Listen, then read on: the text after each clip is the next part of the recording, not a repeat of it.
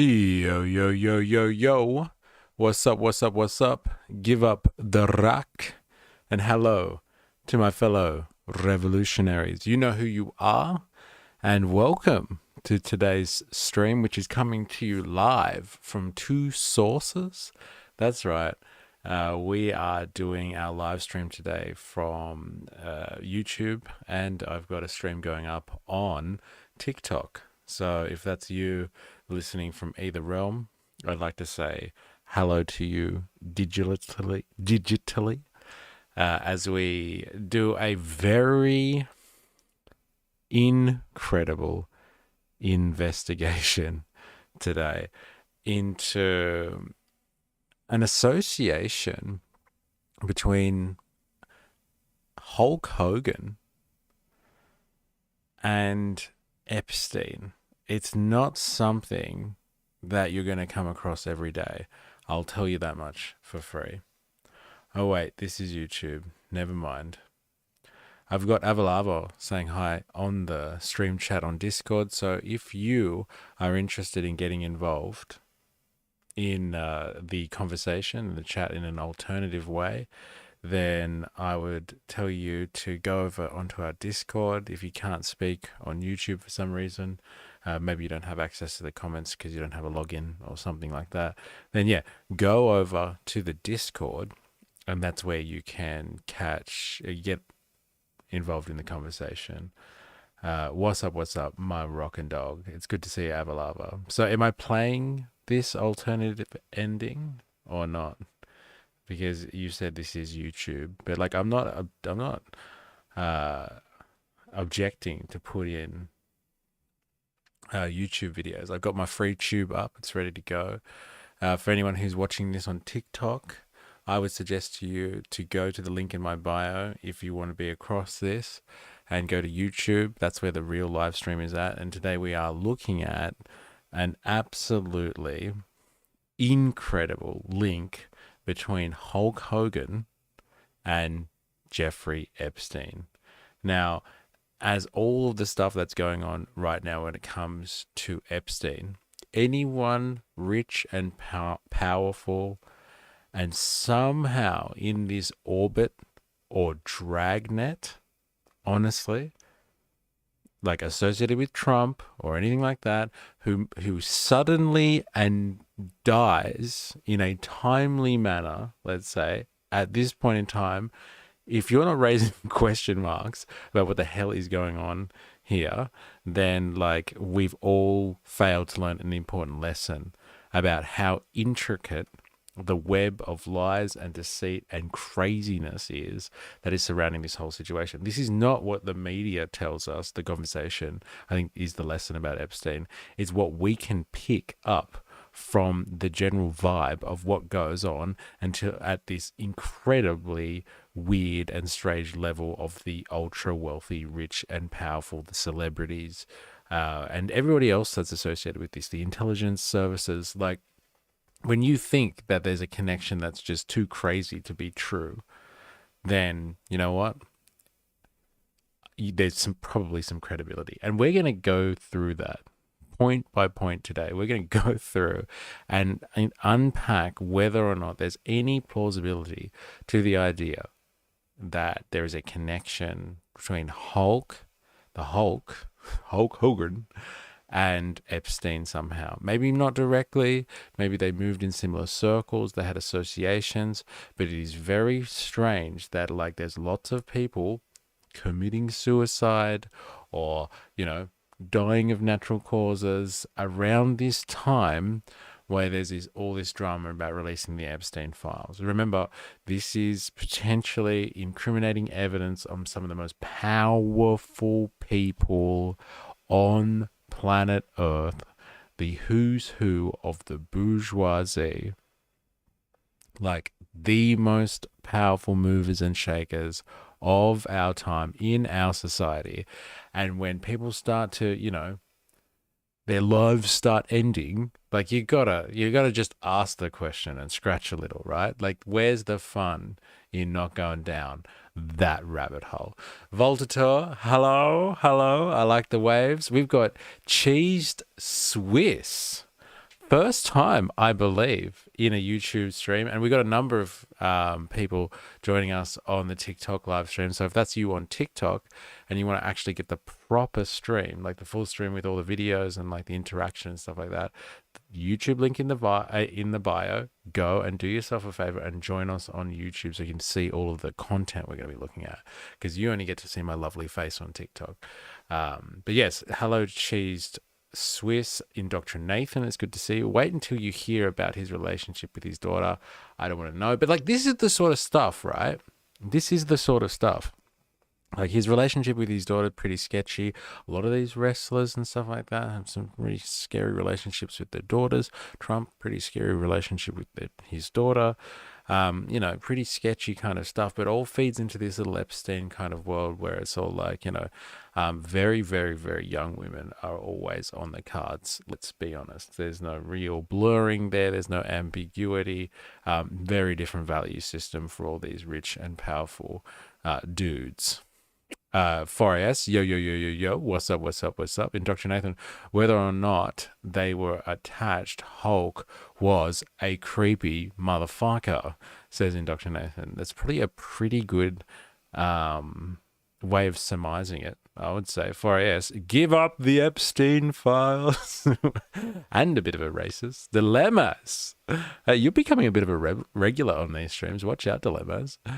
What you're gonna do when the PDF files run wild on you, brother? Yes. Okay. What are you gonna do when they run wild? You know what? We're gonna do that today. We're gonna go over and have a look at like some of the stuff that has made Hulk Hogan so important over the last like decade, I guess. After his career in wrestling, helping set up the World Wrestling Federation, like making it as big as it is. Like, he's obviously instrumental, but we're going to look at some of his scandalous behavior outside of that, and we're going to link it all back. And like, you're going to see as this stream unfolds over the next 3 hours, so strap yourself the fuck in. Over the next 3 hours, you're going to start to see that there are actually more questions, and very strange questions that are potentially unanswerable. Then there are like proper answers that are like, nah, that's outrageous. You can't link those two things together. We're gonna unpack that, and it's gonna be absolutely mental. Let's just say, but some pretty racist shit happens on modern wrestling nowadays. Well, it is for the inner America kind of culture, modern wrestling. So they've really got to placate that audience, which is very Americana. It's as Americana as apple pie. They all seem to find women to marry or date that look like their daughters for some reason. Yeah, like that old kind of, I don't know, Freudian kind of, men go after their mothers. Well, like when you get to the ultra wealthy stage, when you rubbing shoulders with the most rich and powerful, it's you apparently find women that look like your daughters. Apparently, Indoctrinathan. That's the weird part. Look at El Grande Americano. Well, to old school WWE has a lot of dodgy stuff that went on. Hey, man, the 80s, hey? Am I right? The 80s. It's a crazy, crazy time. That wrestling gimmick appropriates lucha mexicana culture, Mexican culture. Now, look, I don't know much about wrestling, and I'm not going to pretend to know a lot about wrestling culture. I'm sure there's some aficionados in the stream today. So, like, if you check me, please, and yeah, fact check me if I say some stuff about wrestling that is not your vibe. Then, like, hit me up and tell me what's really going on. And again, if you're joining from TikTok, I can see there's a few people joining here and there. We are going to unpack how the Hulk is potentially associated with Epstein. That's why he has had such a timely death. I know that the mainstream media conversation about this has just been like, nothing to see here. He was sick for a week and shockingly died of cardiac arrest. Nothing to see here. But I would suggest to you that it's just too timely. And he was rubbing shoulders with some of Trump's inner circle, who were also rubbing shoulders with Epstein's inner circle. So I reckon they're associated somehow. I believe, this is my grand theory, and I have no way of proving this, but I'm going to allege it anyway. There's nothing you can do about it. Is that he potentially knows something. He knows something either about Trump. He knows something about the files generally. He knows stuff about Epstein, and he's rubbed shoulders with them at some point. And like any good operation, you tie up as many loose ends as possible. They're looking at tying up ends with Ghislaine Maxwell right now. She's too hot to touch, though. She can't commit suicide in her prison cell. That'll be too much for the conspiracy theorists out there. So they're going to enter into some type of pardon with her. You watch, it's coming. And Epstein's old lawyer, 80-year-old, fine. He's in his twilight years. But Epstein's lawyer just died like a week ago. Like, what the fuck? Like, what incredible timing that is. Hey? Hulk Hogan, 71. All right, fine. He's getting on. And he's been a wrestler, so he's done some pretty traumatic stuff to his body. But, he's been pretty fine up until now. Last year at the RNC, the Republican National Convention, he was going off. Ripping shirts, screaming into microphones, something that we're going to have a look at here. So if that's you and you're looking at this on TikTok, let me just say to you, you're going to have to go over to YouTube so you can get the whole thing. That's where all the action's at. But, he was fine. He's been fine until very, very recently when all this sort of stuff is happening. Now, I'm just saying, it's very, very incidental. All right? Maybe even coincidental. I'll put it to you, ladies and gentlemen. If you're thinking to yourself, hey, he was 71, or this person was 80, they were going to die soon anyway, the time is incredible. Now, what did Ozzy know then? Well, we'll get to that. That could be another investigation. But, there are way more links politically, I think, with Hulk Hogan, what's going on with the Republican Party at the moment, and Trumpy Boy and the Epstein stuff. Just saying. I'm putting it to you. You can decide by the end of the stream whether or not you think that this is plausible or just outrageous. I'll leave it to you to tell me. Old school. No, I read that. 4AS. Who comes from the Gulf of America? El Grande Americano. That wrestling gimmick appropriates Mexican culture. What else did I miss here? I'm strapped in, brother. Good. I'm glad you're fucking strapped in because we're gonna go down a massive rabbit hole today. So, deep dive. Let's do this. Santa with Muscles was my ex must watch every year when I was a kid. Can't watch it now. Just a terrible movie, to be honest. Nothing about Hulk and his takes. Thomas Dixon. Is that 2 streams in a row? It's good to see you. Welcome back. Hope you're well. Voltaire, CM Punk wasn't so punk after all. Ooh, you ain't punk. You're a capitalist. All right, so these are all references to wrestling that I'm just not across. Dilemma is Hulk and Ozzy died the same time. Just more evidence not to work out and do a lot of drugs things. Yeah, well, whatever helps. Eh? Whatever helps you live a long and prosperous life. Eh? CIA, don't be suspicious. Don't be suspicious. That's what 4AS says. Well, I am very suspicious, and we're going to go down the rabbit hole. So let's have a quick look-sees, shall we? If you're on TikTok and you're watching this and you actually want to follow the content that we're looking at, so we're looking at articles, we're going to be looking at videos and stuff like that, then please follow the link in my bio and go over there so you don't miss out on this, because this is going to be crazy. So here we are, viable, reputable source, I should say, Business Insider News, and this was from July 25th at 5:43 a.m. Breaking news, ladies and gentlemen, Hulk Hogan has died at 71. One of wrestling's first superstars. He was so popular that he branched out into movies, apparently Christmas specials, according to some, and animated TV shows. He's died at 71. Clearwater Police Department confirmed his death early Thursday afternoon. I wonder if we can find that confirmation of his death. Let's have a look here. Hulk Hogan dies. I think you can find the The police. Fetch more results, please.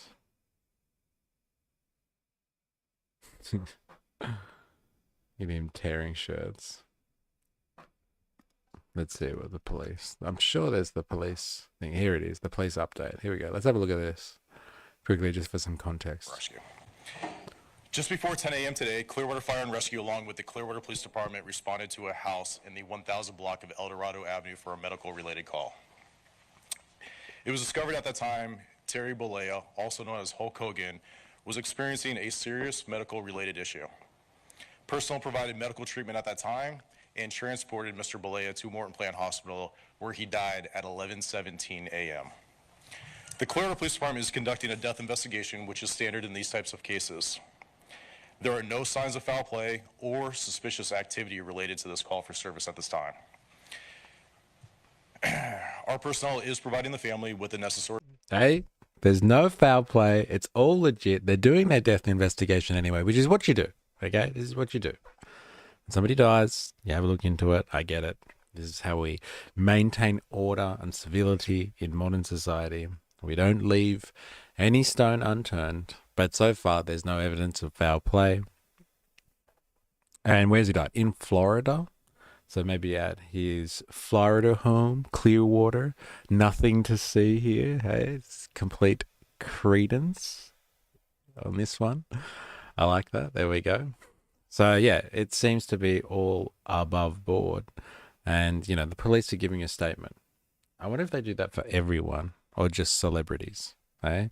Especially ones that they need to get the word out that there's nothing to see here. Like, I know this is conspiratorial as fuck. Okay, I get that.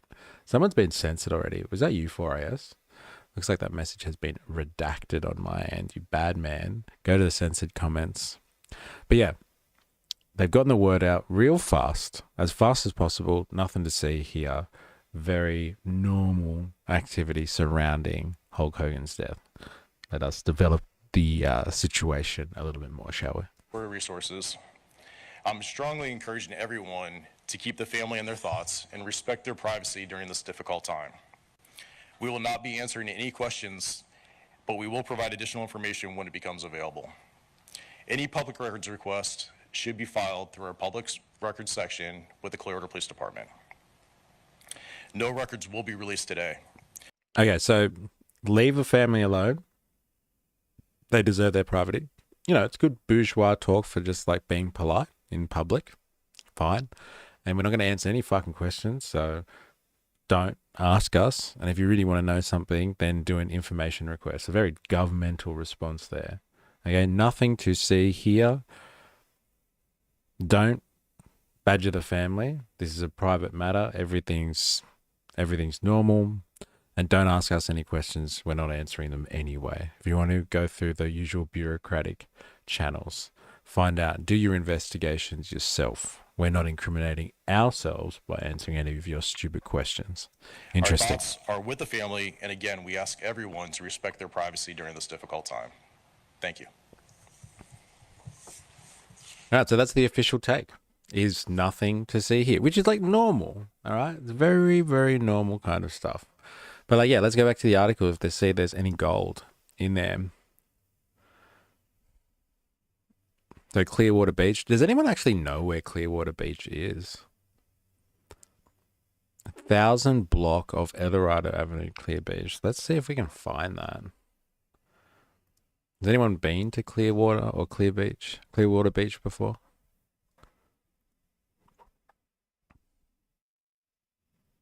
I wonder what it's like.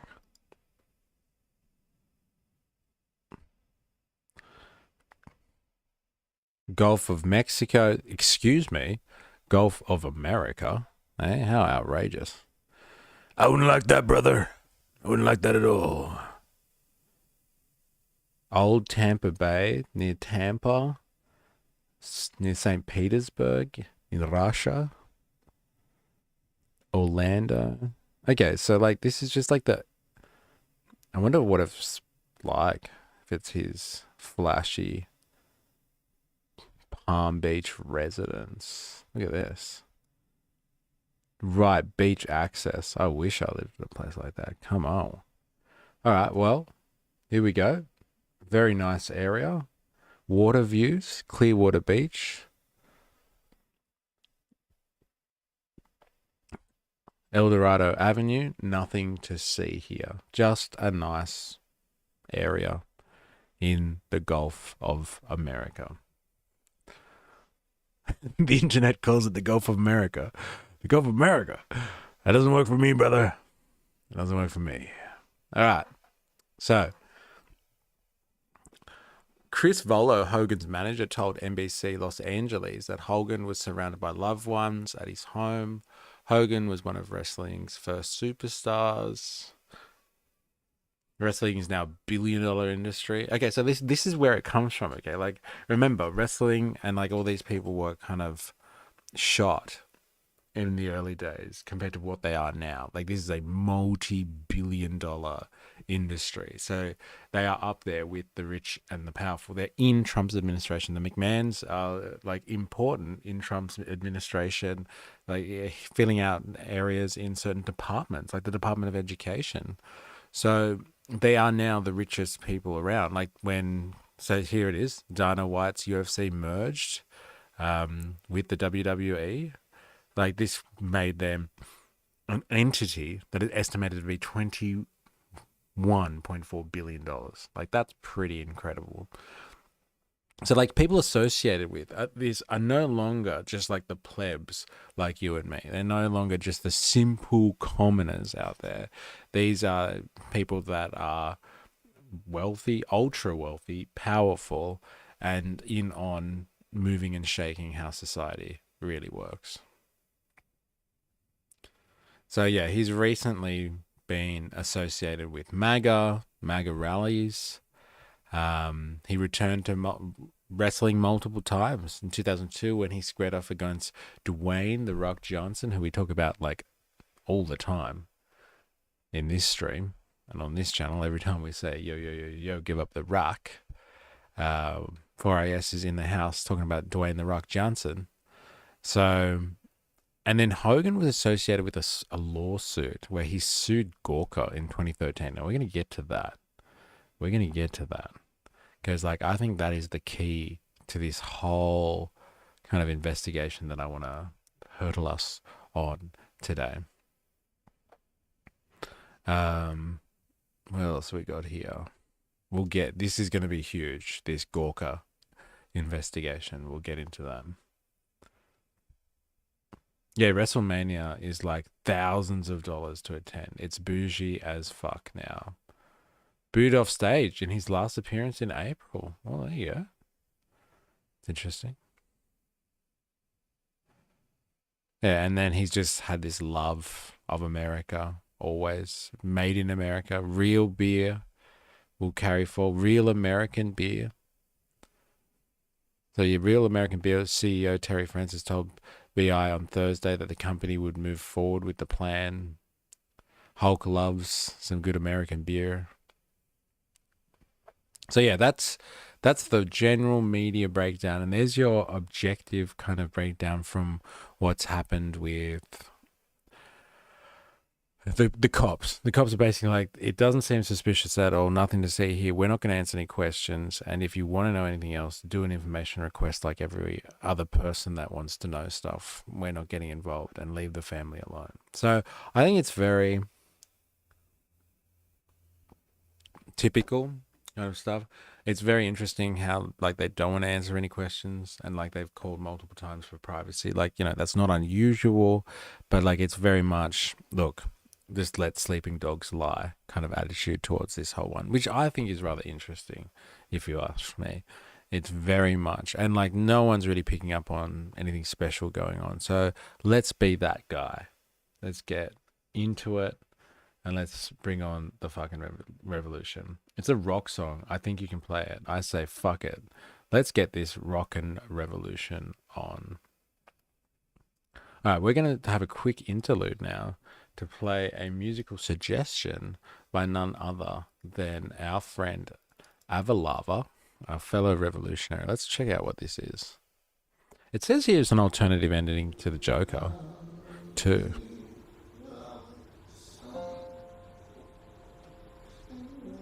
Spoiler alert. Has everyone seen the Joker 2? I hope you have. If you haven't, close your eyes. I'll tell you when it's over.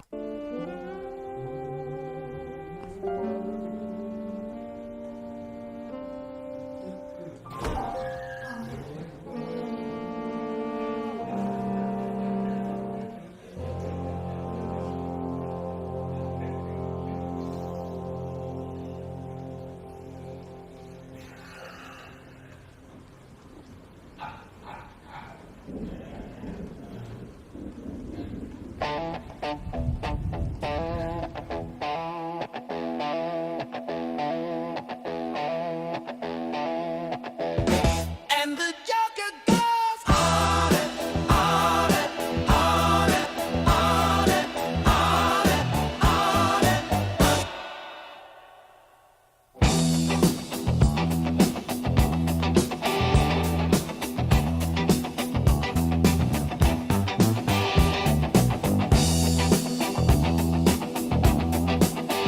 and This is from Peter. Peter Coffin.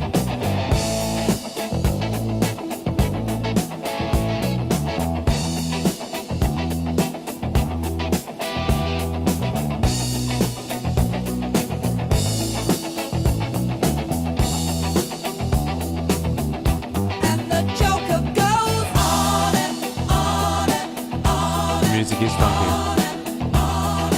It's funky as fuck.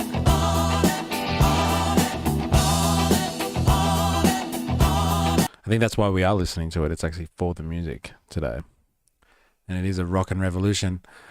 I wonder why Peter is posting this.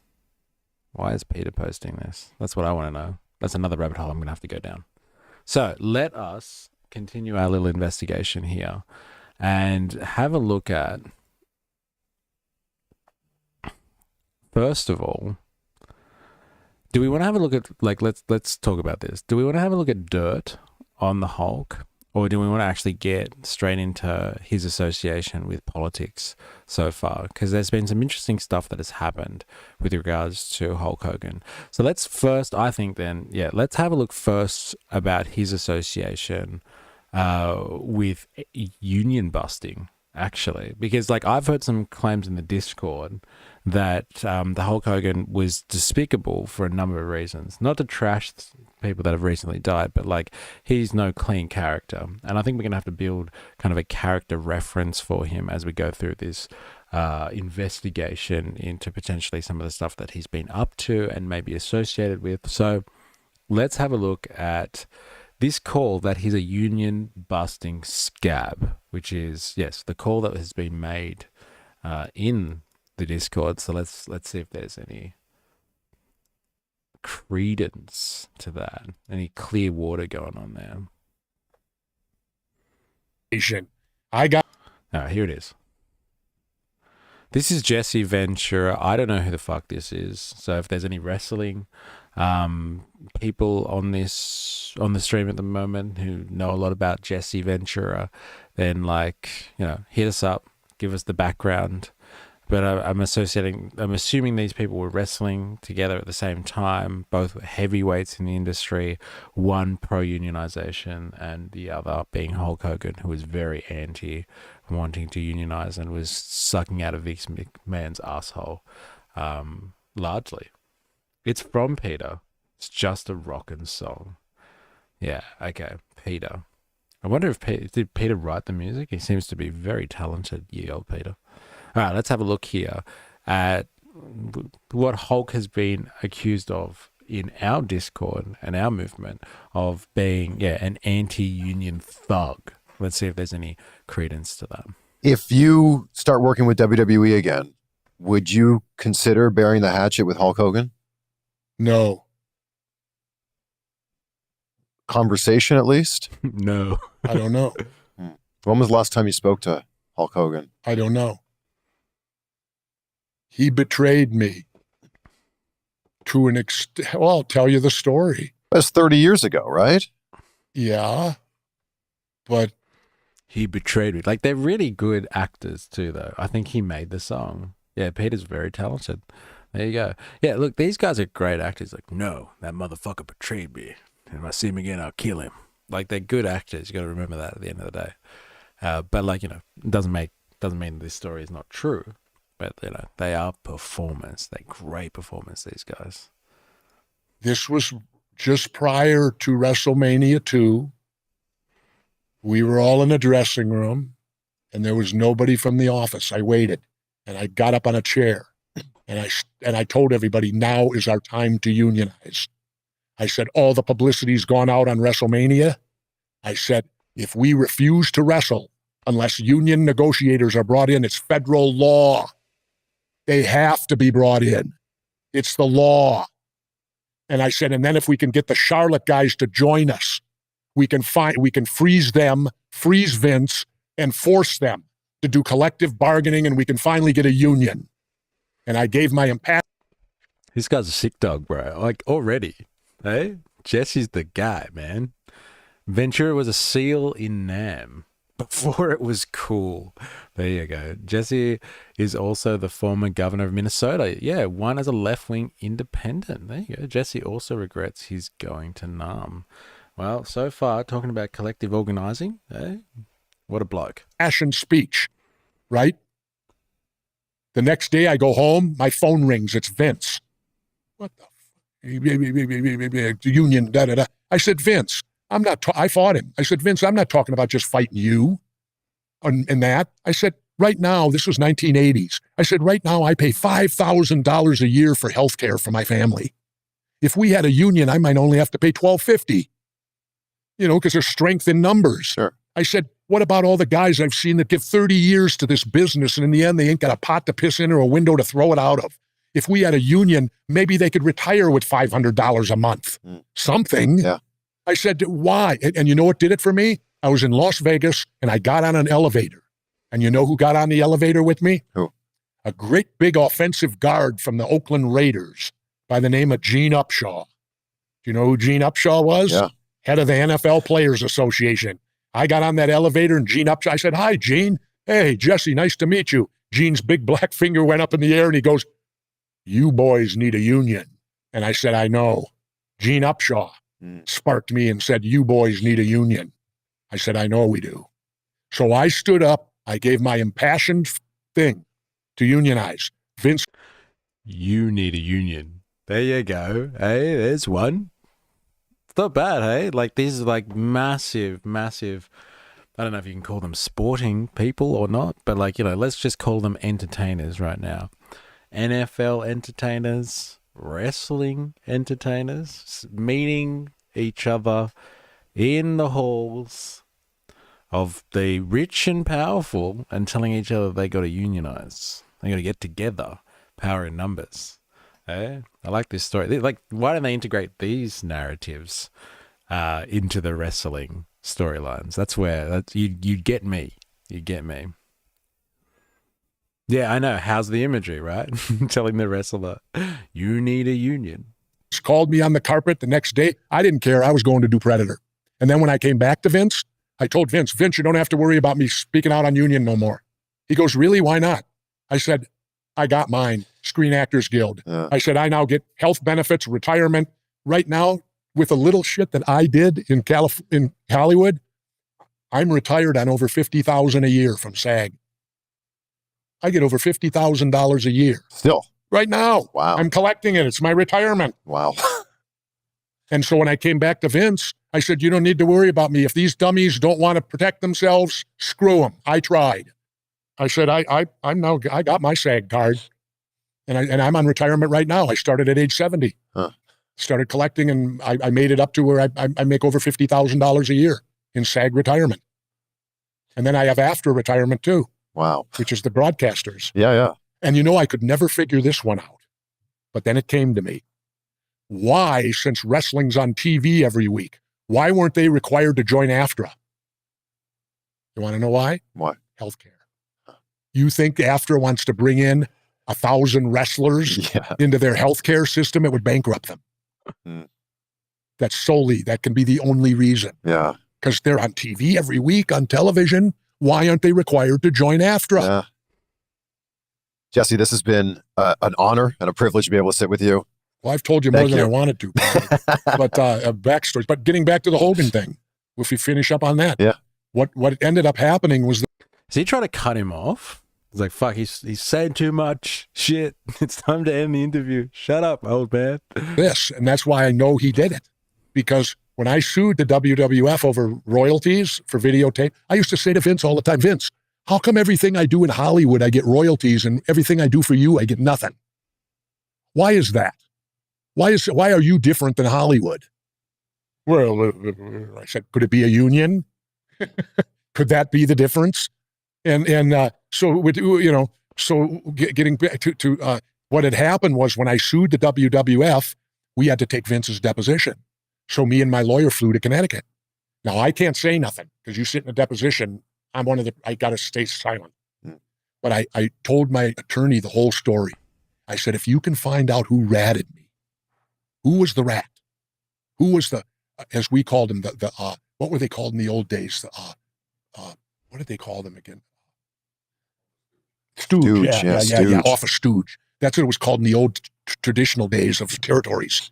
The office stooge. Who's the office stooge that stooged me to the office? Yeah. So we sat down deposing Vince, and it got halfway through, and the lawyer can ask anything. Yeah.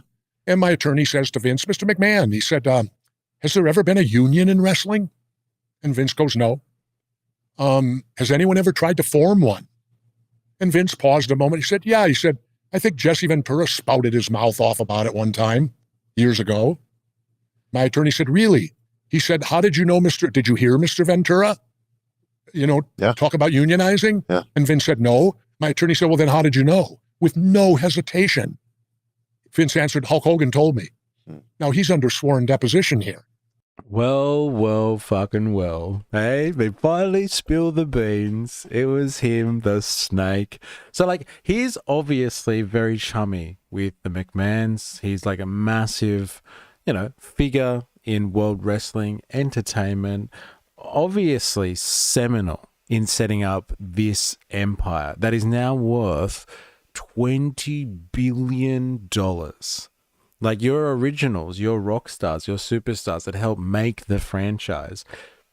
You don't forget about those people, and especially the type that are going to help rat out other people within your organization whose value you extract for your own profits. If they're going to help you in your infantile days establish your business and not have to worry about hemorrhaging profits here and there to cover things like people that want health care, what the fuck is that? Unionized wrestlers who make the sport and the entertainment what it is, who make the industry wanting a bit of health care. If you can rat those people out, it's not just your star power, but your ability to undermine your colleagues, which makes you very valuable and helps you establish such an amazing empire in the first place. So it would seem, as we build up this character reference and try to understand the true Terry behind the Hulk Hogan, it would seem that this guy is an unscrupulous motherfucker. Like, he really doesn't have any regard for his colleagues at the moment, especially as they try to, get a bigger piece of the pie that is would end up being a multi-billion-dollar enterprise. No, let's rat people out. Stooge, as Jesse over here calls it. He is a bit of a stooge, the old Hulk. So add that to the character reference as we go through this investigation, please, everyone. He's under sworn deposition to tell the truth. Yeah. There was no hesitation. Hulk Hogan told me. Zero scruples. And then Vince also admitted it to Larry King when he was on Larry King, because Larry King brought it up. Is it true that Hulk Hogan's the one that ratted Jesse Ventura when he tried to unionize wrestling? And Vince said, yeah. I hope you guys can at least have a conversation one day. It was a long time ago. Well, when you have a guy who's as narcissistic as Donald Trump, it ain't going to happen until I hear an apology from him. From Hulk Hogan? Yeah. What's Donald Trump have to do with that? He's the narcissist like Hogan. Oh. Birds of a feather flock together. I see. Yeah. There's another one for your character reference. These people are joined. They're narcissists and they're together. Okay, so remember that as we're going through today. You've heard it here from Jesse Ventura. Birds of a feather flock together. Trump, egotistical, narcissistic maniac. Hulk, narcissistic maniac. They belong together, they stick together, and they're in bed with one another. They're firmly associated with each other. He couldn't bring up the Hulk just then, old Jesse, without bringing up Trump. Very interesting. Like, even the interview was like, why the fuck did you bring Trump up for? Well, they are interchangeable, these two. Maybe you could even say highly associated with one another. If you're watching this on TikTok and you're wondering what the fuck is going on, we're investigating how the Hulk is associated with, I think, Hulk Hogan is associated with like the whole Epstein things, and his death is not so timely. That's right. Add that one to your conspiracy theories. And if you really want to know what the hell's going on and actually catch the content that we're doing, then use the link in the bio, the YouTube bio, and come over so you don't miss what we're actually looking at. There's a good portion of the wrestling audience first impulse when they hear a topic like this. What is this political stuff? Keep politics out of wrestling. I was surprised South Park didn't make Trump a gay bald eagle. It's pretty funny. Yeah, it's, usually you keep your entertainment and your politics separate. Isn't that right, 4AS? But not in this world, eh? Not according to Jesse over here. He's spilling the beans. Yeah. Well, I heard he was at the Republican convention. I already heard about that. Hogan was there. Yeah. Yeah. They had to write, somebody wrote here they'd have done better with Doink the Clown. No, it's in the paper here. He said Doink the Clown would have been better. That's my friend Matt, the late Matt Bourne. Interesting. Okay, so here it is. We're building up our case. Zero fucking scruples. Doesn't care about his colleagues. By all accounts, narcissistic. And yeah, rats. He's a stooge. Using the old vernacular, he's a stooge. And yeah, will sell people out. I guess I don't even know if it suits him, but like it's obviously helps his association with the very rich and powerful. So let us continue our investigation. What we're going to have a look at is one more thing to try and set the tone. I found this very interesting thing. I went on like this weird investigation. I should have done this live. I wasn't thinking, but like I went on this weird rabbit hole on the weekend, just like looking for stuff because I was like, oh, isn't it weird that, Hulk Hogan dies at this time. He's associated with Trump. He's 71. I know he's getting old, but like it's kind of weird that all these people are just dying. And so like I couldn't help but investigate this. And I found this interesting, I don't know what you would call this, troll, like this internet troll who kind of approaches Hulk Hogan at some public event and like just makes fun of him. He's just trolling him, but like it catches him off guard and he says some things. And so like, let's have a look at it because it's kind of funny. But like make of it what you tell me what you think of it after you see it. He really catches Hulk Hogan off guard though. This guy is called Robbie Roadsteamer. He's got 53k subs. And yeah, Hulk Hogan, it's called Hulk Hogan, owned by Robbie Roadsteamer. So you tell me what you think of this. He approaches him, at an event and asks him some questions about his ties to MAGA Trump and Epstein, basically, making fun of him about, I think, an association with Epstein. Which is, like I said, this is not usual banter and usual association. So, like I said, if you're on TikTok, you want to see what we're watching here, use the link in the bio and come over to YouTube so you can actually keep up with what we're doing. Hell yeah. Hell yeah. Look at the shirt, the MAGA powers. We're going to destroy the woke. What are they going to do when we drop the big boot on trans and we drop the big boot on everything? We're going to drop the big boot on Social Security. Does that work for you, brother? Trump is a real felon. Then he went to Epstein Island. Trump, no physical, no political violence. No political violence. No political violence, though. Wow, there's cops there pushing him out. You're on private property. No political violence. One more time, ladies and gentlemen. So like here he is. He's got a shirt that says MAGA powers. Hell yeah. Look at the shirt, the MAGA powers. We're going to destroy the woke. What are they going to do when we drop the big boot on trans and we drop the big boot on everything? We're going to drop the big boot on Social Security.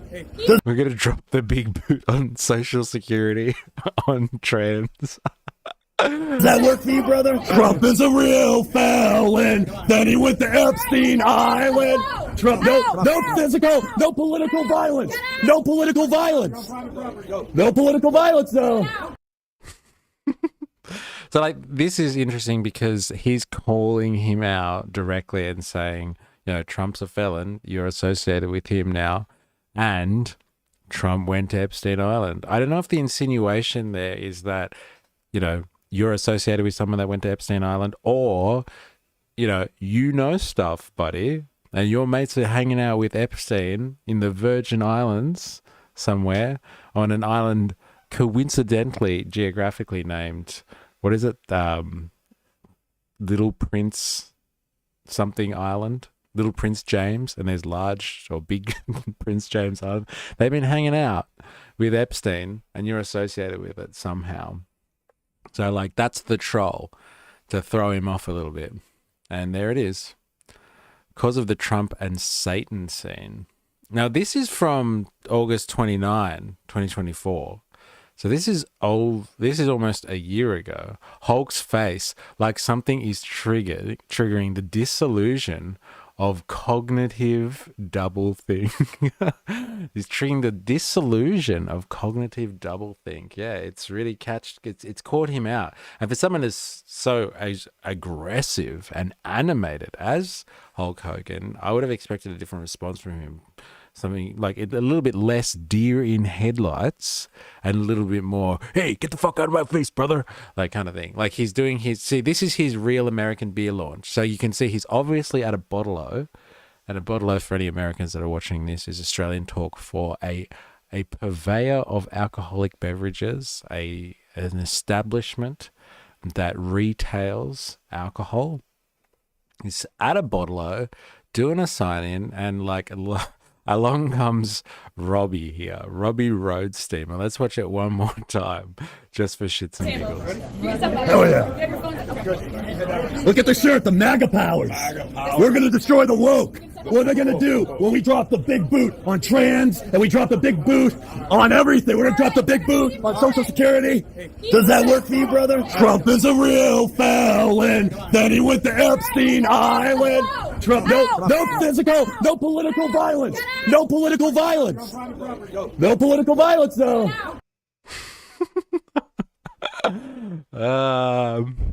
I think Hulk was disassociating there. He definitely looks detached from reality in that situation. So, like, that's the closest thing I can find when I was doing my rabbit hole investigation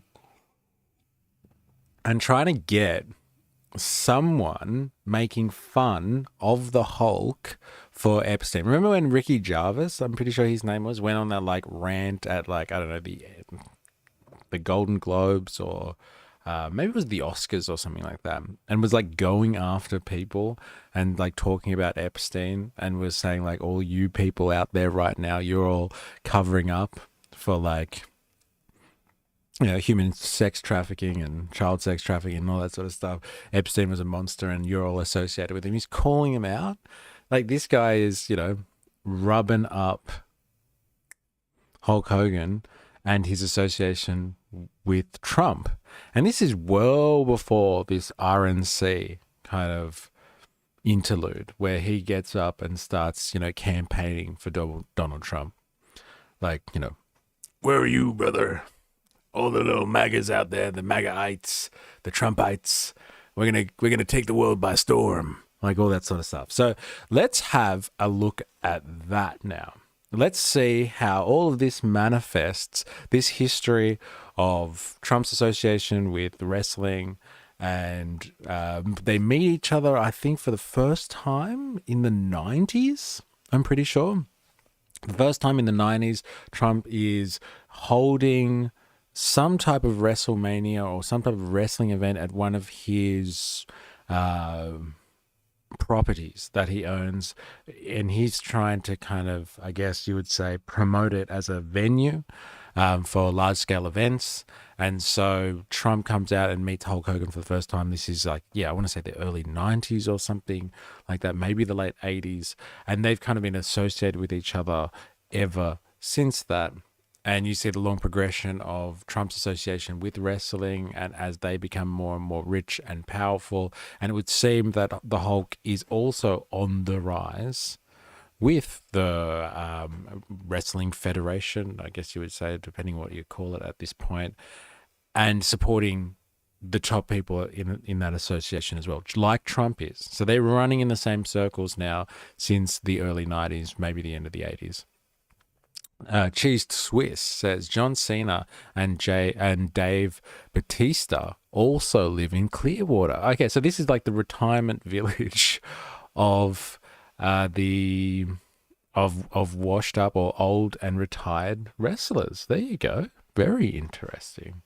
Very interesting indeed. So I wonder what they know. But like we've looked at so far, and I think it's really interesting, and I'm glad people put us onto it in the Discord. But it would seem that the Hulk has the Incredible Hulk. Oh my God, Hulk Hogan made a choice, and he's rubbing shoulders with the establishment in this wrestling enterprise, as opposed to associating himself just with other wrestlers. And like, that's where Trump is. He's rubbing shoulders with the big power brokers in this wrestling monolith, as opposed to just being associated with it generally. And so like, they've got an association that way. And so it's no surprise then that Hulk Hogan, in his usual pro-American style, is going to support someone like Trump, who's all "let's make America great again." And like, it seems to be a big part of Hulk Hogan or Terry's personality and his personal branding, that it's all about America first this, America first that. And that goes down swimmingly with ye old "let's make America great again." So let's have a look at the RNC. What would you call it? Yeah, the rally. Hulk Hogan's speech at the rally. And we're going to do something really interesting while we're doing this, but I'll wait till we get there before I show you something outrageous about this rally. Something that's truly going to make you question reality. Okay? So here's the start of it, all right? Let's just take these first few seconds in and digest them. This is the Hulk. This is Hulk Hogan. This is how he starts his speech at the Republican National Convention, which was, when was that? Passionate speech at the 2024 Republican National Convention. I don't actually know what the date of the RNC was. What was the RNC?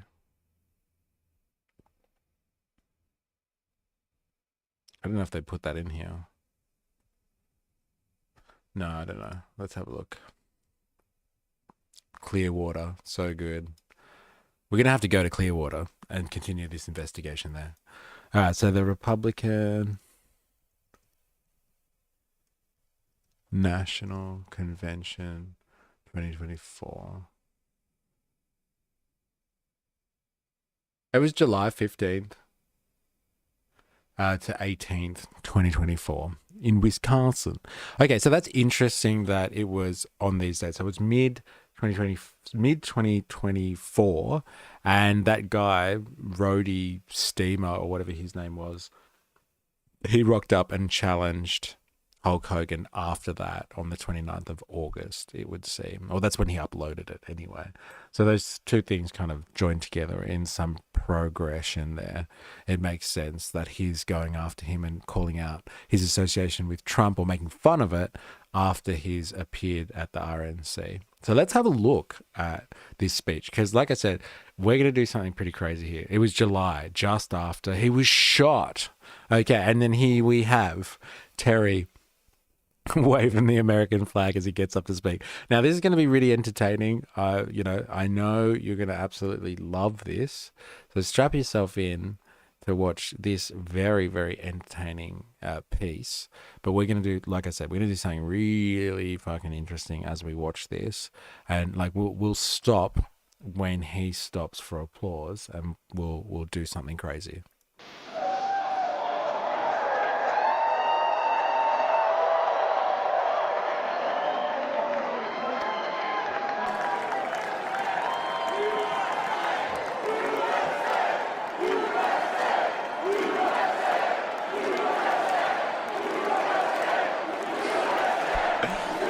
They're such good entertainers, wrestlers. Like, they're so good. They're like MCs, almost. You've got to know how to speak to a crowd, man.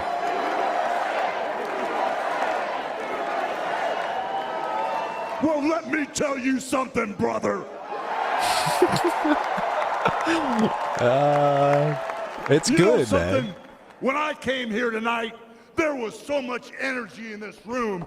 I felt maybe I was in Madison Square Garden getting ready to win another world title. Or maybe I thought the vibe was so intense, the energy was so crazy, it felt like maybe I was gonna press that no good stinky giant over my head and slam him through the mat, brother. His use of the word brother is so fucking good. Come on, brother.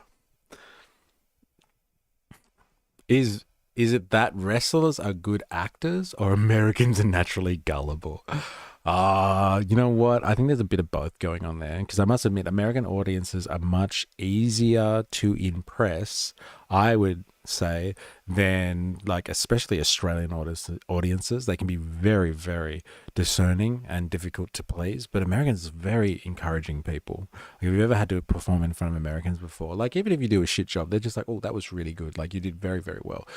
So like, I think they're just naturally very supportive as an audience. And so like, yes, there's a bit of that, but like, come on. You know, doing these ones, like, that is just like, come on, you know, getting up the crowd. That's an MC right there. You need to know how to talk to a group of people. And like the merging together then of entertainment value on that level and politics is something that I think we need to take pause to kind of acknowledge here. It's kind of scary that it's so overtly, as you're saying, it's so overtly on the nose that like this guy is an entertainer and his job is geeing up crowds of people using an air of mysticism and narrative. So story development, character development. So it's a world outside of reality. It's not real. And he's being brought in to a national convention for a political party to talk to the crowd about supporting a real politician that exists in the real world. And like, no one has a sense of irony, disdain, or like general unease about this. I think that is the real issue that's going on here. No one actually has a problem with this. The levels of integrity within the organization that is the Republican National Convention don't think that this is degrading behavior. They don't think, hey, this is going to make us look outrageous to outsiders. And this is American exceptionalism, like here in a nutshell, is that they are not thinking that like other people outside of America are looking at this thinking like, fuck, what is going on over there? This is just ludicrous behavior. They don't think about this type of stuff in that vein at all. This is all a show. And so like to have a wrestler who knows how to speak to a crowd and gee up a crowd, come into a political rally and do the same thing, it actually blurs the lines between reality and not. And this is the important thing about this whole Epstein situation, is that these people are trying to gaslight the entire American population and thus the world when it comes to the Epstein situation. They're kind of trying to be like, no, this is not real. Epstein didn't actually exist. The Epstein files aren't real. There's nothing to see here. They're trying to gaslight the entire world population here, and people aren't putting up with it. But like you hear, like you said, they kind of, there's this air of like being gullible here, that like you can have a character, Hulk Hogan. He's not a real person. He's a character. Come and gee up a political rally crowd. That blurring of reality, they're fine to accept that, but they're not going to accept being told anything about the Epstein files being not real. They're not going to be told this time by Donald Trump or anyone in the RNC or the GOP. They're not going to be told. They are not going to be told this time that it's not. It's like, you know, nothing to see here. And that's what the most fascinating thing about this Epstein stuff is, I think. Dilemma's best wrestling story is told by Jake the Snake, when Andre the Giant farted on him for 30 seconds. Comedy gold. Wrestlers are good at blurring the lines. They are really good. It's what they do. It's like they take that air of believability and they run with it into these beautiful storylines and narratives of Shakespearean proportions. Like, this is modern day Shakespeare. Like when, like, you know, Londoners would go off to the Globe to be entertained by like the drama of the day, and Shakespeare would like interpret real political situations, real politics of his nations, and not be able to speak about it openly because, like, you know, he could lose his life, but like would like turn it into a narrative about something else to entertain the people and like send them a message about what's really going on. This is the Shakespearean theater of today, ladies and gentlemen. And I know it's hard for some people to swallow because it really is degrading that this is where modern society, this is the apex of modern civilization, that we get our entertainment value, our lessons, our values, and our principles from wrestlers, but like they know how to speak to a crowd. The Attitude Era definitely blurred some lines. All right. But what I found out was I was in a room full of real Americans, brother. And at the end of the day, with our leader up there, my hero, that gladiator, we're gonna bring America back together. One real American at a time, brother. One real American at a time. Our leader. Okay, remember that sentiment. Our leader. Because we're going to go quickly now, and we're going to look at something else that's going to fucking blow your mind. Let's start with this, because this is what is always held up as like the antithesis of free America, is the Democratic People's Republic of Korea. Okay, so listen to this. This is a speech that is brought to you by none other than Kim Jong-un himself. The original audio has been translated using AI to give us what his voice actually sounds like. So this is effectively a Kim Jong-un rally. And like, we're going to look at the incredible overlap and distinction between a Republican rally that includes a wrestler hyping up the crowd about their supreme leader and an actual supreme leader giving a speech in a evil dictatorship dystopia, if you will. Let's have a look. So here's the AI translation. Remember, this is what we just heard, okay? Remember this. My hero, at the end of the day, with our leader up there, my hero, that gladiator, we're gonna bring America back together. One real American at a time, brother. We're going to bring it back together, one real American at a time, brother. And here's the American antithesis, the evil dictatorship of Korea in full display. all the people and service personnel of the country who are greeting the auspicious October holiday, officers and men of the public security forces and members of the worker peasant Red Guards and Young Red Guards, delegates to the celebrations of the 75th anniversary of the founding of the Workers' Party of Korea and Pyongyang citizens, officers and men of the units participating in the military parade held in celebration of the glorious October holiday. Dear comrades, the founding anniversary of our glorious party has come. The night of great glory has come. At last, on this glorious night, we are greeting the party's founding anniversary of this year, which was beset with unprecedented difficulties. I don't know why, but this fact alone moves me too much. He's not a wrestler, is he? Hey? Like, if that was Hulk Hogan, it wouldn't be like, this moves me too much. It's hard to handle. It would be like, I'm moved so much by this, brother. I can hardly contain myself. I just want to rip my shirt off. But, like, can you see the differences already? There's the same grandiose language, but, like, it is held with such difference in terms of its presentation and its reverence.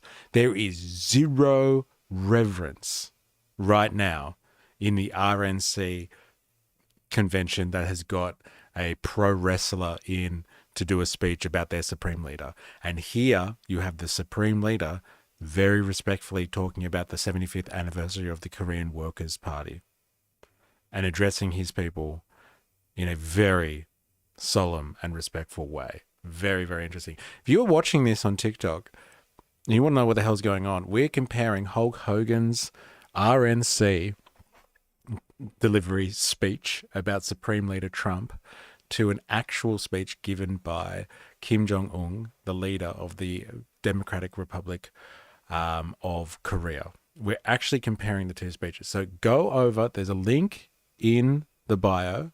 Go over, click my YouTube link, and come and watch this stream on YouTube so you can see all of what we're looking at here. It's absolutely incredible. Greeting this 75th founding anniversary of our great party, I, on behalf of the Central Committee of the Workers' Party of Korea, and look at the people. Like, you remember hearing the people in the RNC debate? Like, when he says something like, America, like kind of thing, everyone's just like, yes, yes. And they're like screaming and stuff like that. America, America. And like, these people are holding back tears because he's speaking about the achievements of the Workers' Party of Korea. They're holding themselves back. Like, I get it. It's staged. They are showing people that are very emotional because they probably know that they're on camera. There's some Orwellian shit going on as well. I get it. I get it. There's some Orwellian stuff there. Like, if you don't show that you're upset, then like maybe you'll disappear in the middle of the night. I get all of that. But like, what's the fucking difference? Like, honestly, what's the difference between like these middle-aged and old Korean people crying as their supreme leaders talks to them about the 75th anniversary of the Workers' Party of Korea and Hulk Hogan whipping up people at a Republican National Convention in 2024 about how wonderful their supreme leader Trump is, who's going to come and make America great again? Like, what's the difference between those two audiences? Like, honestly. Is there anything more cringe than when they wave those little flags around? Well, I don't know, man. Like, maybe there's some more cringe in like people losing their shit when like the Hulk, a pro wrestler, gives a speech at a Republican rally. Maybe. Extend heartfelt congratulations to all those who have glorified this October holiday with great honor and pride.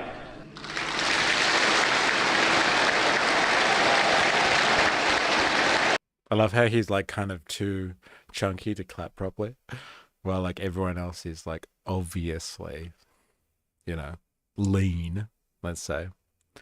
Is there new people? If so, plug. Ah, yeah, it's a good idea. Why not 4AS? All right, so if you are new here and you want to join in with the banter, please come over to Discord. Here's the invitation to Discord. Let me just put that in the chat. Please go over. That's where we share propaganda, and we can put on stuff like this because we've all been sharing a lot of propaganda of late. I've learned a lot of stuff about Hulk Hogan recently, thanks to conversations that I've had with people on Discord and being able to put together this stream. So please go over and join us on Discord. And outside of that, I am on Patreon, and like I get punished by algorithms. Let's be honest, YouTube doesn't help me at all. Either does really any of the other social media. And so I've got a Patreon where you can get notifications from me. All you have to do is go there and join up for free, become a free member, no strings attached. But then I can like get, you know, notifications to you through Patreon because it doesn't filter through any algorithm. You just get put on a mailing list kind of thing. If you can support financially, I'd be forever in your debt. And I hope that you will be able to support that way. But please, those two things. Go join our Discord, be part of the conversation, and please become a free member on Patreon so I can get notifications to you. It's how we're going to beat the machine, man, and we're going to start this movement gaining some real traction. So here we are. We've stopped for pause for applause. He's just talked very reverently about the achievements of this monumental occasion. So let's go back and see what the American equivalent of this type of stuff is.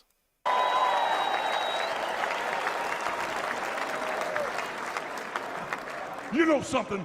I've seen some great tag teams in my time. Hulk Hogan and, ooh, yeah, the Macho Man Randy Savage. Ooh, yeah. But you know something? I see the greatest tag team of my life standing upon us, getting ready to straighten this country out for all the real Americans. Who is it? Trump Advance. Yeah. You know, even though you guys are real Americans, you better get ready. Because when Donald Dick J. Trump becomes the... What did he say? Did he say Donald Dick J. Trump? You heard it, right? Let me just go back. Better get ready. Because when Donald Dick J. Trump becomes the get ready. Because when Donald Dick J. Trump... He said it. I swear he said it. The president What the fuck did he say that? of the United States, all the real Americans are going to be nicknamed Trumpites. Because... Trumpites?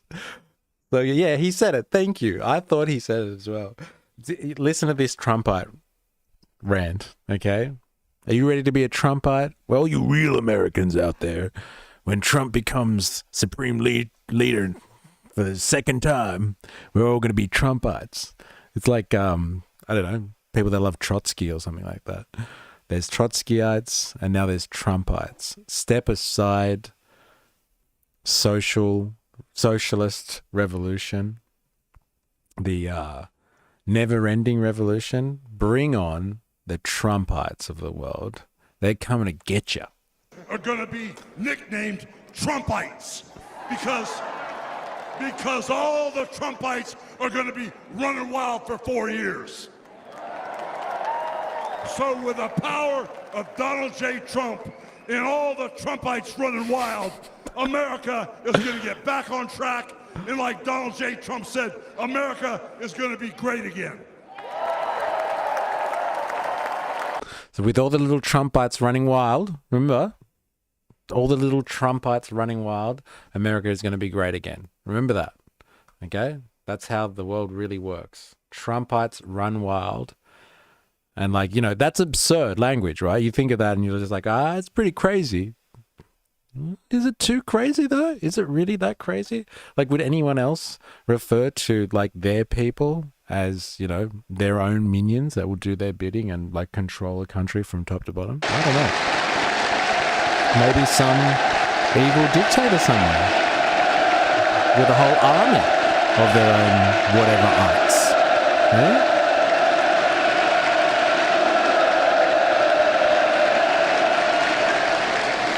This is what it looks like when you have an army of Trumpites. Eh? Trumpites sounds like something that you need a medicated cream to get rid of. Yeah, I got a cream for that. Apply twice a day, please. We would like to express our warmest gratitude and congratulations to all of our people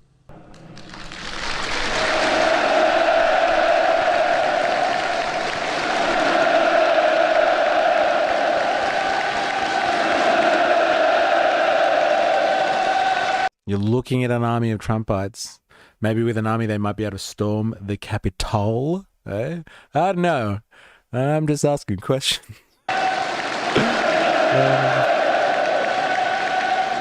Comrades, on this night of the great holiday, the streets in the capital city and this square are so splendid and sealed with pleasure and pride.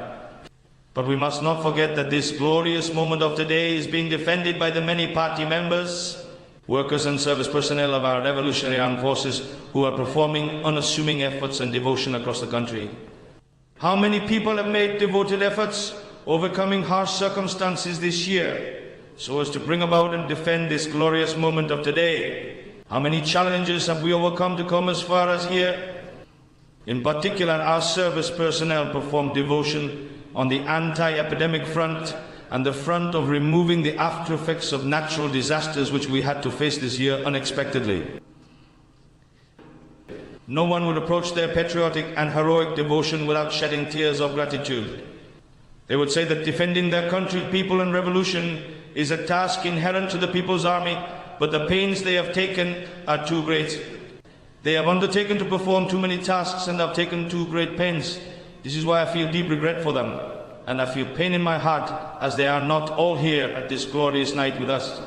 At this very moment, many of our service personnel are courageously striving on the anti-epidemic front and at the rehabilitation project sites far away from this glorious Kim Il-sung Square, in defense of the security of the state and safety of the people.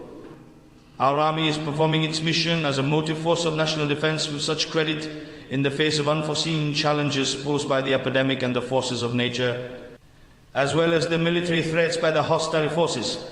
I extend the highest tribute to their ardent, loyal and filial devotion to our state and people, and warm thanks to all the service personnel.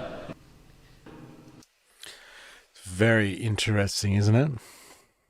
Very interesting. Like, he's really going on and like listing all of the stuff that like they're doing constantly to keep this machine going, and like going around doing the rounds and thanking people for their service. It's really like, okay, I understand, you understand, this is how we make society run. Everybody sacrifices quite a lot. Everybody's got a role to play, kind of thing. And so, you know, thank you to everyone out there. Almost like a system shock when they get overly somber and serious. It is. It's a scary system shock. And like, look at them all like crying. Like, a lot of these people look like they are so moved by this situation, this anniversary of the Working Party, this 75th anniversary. They're so moved by this situation that like they're just crying about it. Like when you see people, you know, cry when they hear the national anthem at some type of military parade or solemn occasion to, you know, remember deaths given to war service, like at a World War II commemoration service or something like that. Like, these people are really emotionally engrossed in this occasion, but it's a very different type of emotionally engrossed encapsulation, if you will, than what we're seeing in like the G-Up rally at the RNC. It's completely different stuff, and there's such different approaches to it, but they're both centered around very similar events. This is a political staged affair that is meant to indoctrinate and further brainwash and propagandize the people to get them to believe in a particular narrative here about the state and the continuation of the principles of this society, and on the other side, building up the mysticism, the mythology of a supreme leader of one side of the political aisle that's going to come in and save America from herself and from any form of external threat. They're serving the same function. It's just almost in polar opposite fashions, but like they having similar reactions. there's similarities in the reactions that are being felt by the common people out there, the plebs, the commoners. It's fascinating. I also offer my militant encouragement and thanks to my most dependable combatants of the divisions of the WPK members from the capital city, our hardcore force. They are patriots who deserve to be present here, but they volunteered after completing their tasks in rehabilitation projects to other disaster areas instead of returning to Pyongyang to their dear homes. My militant greetings and thanks go also to other working people across the country.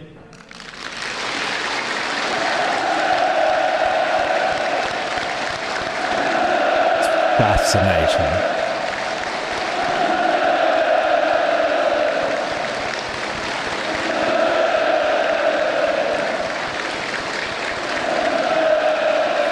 How nefarious are those costumes, hey? Like, look at these, like, special troops over here with capes on. Like, honestly, it looks like a Star Wars scene. Like, it really does. It's crazy. They look great, though. But, like, the capes, a little bit much. I hope that only happiness and joy will come to the families that have settled down in new villages and homes after getting rid of the after effects of the natural calamities, and to other families across the country. I hope that our children's happy dreams will come true all the time. Availing myself of this opportunity, I offer my heartfelt consolation to all those around the world who are still combating the disease caused by the malignant virus. I pray from the bottom of my heart for health, happiness, and laughter of all people. He's basically saying here, and this is fascinating too, I would say, he's taking a pause to reflect on the virus, the pandemic, and he's saying, I hope it shores itself up across the globe and everybody is non-affected by this issue. That's a global call out of solidarity for everyone affected by the pandemic, not a exclusionary statement about, like, you know, Koreans are the best. North Korean is the shining example of civilization and everyone else is doomed to history because of the pandemic. No, like, we're in this together. I hope everybody's okay. It's a very interesting take on the pandemic, I must say. Very interesting. Let's get back to an American style political rally just for some interesting context. I'll tell you which one's more entertaining. I'll tell you that much for free. The other one is gripping for other reasons. You know, when I look out and I see all the real Americans, I think about how Donald Trump, his family was compromised. When I look out there and I see Donald Trump, I think about how his business was compromised. But what happened last week when they took a shot at my hero and they tried to kill the next president of the United States? Enough was enough, and I said, let Trumpomania run wild, brother. Let Trumpomania rule again. Let Trumpomania make America great again.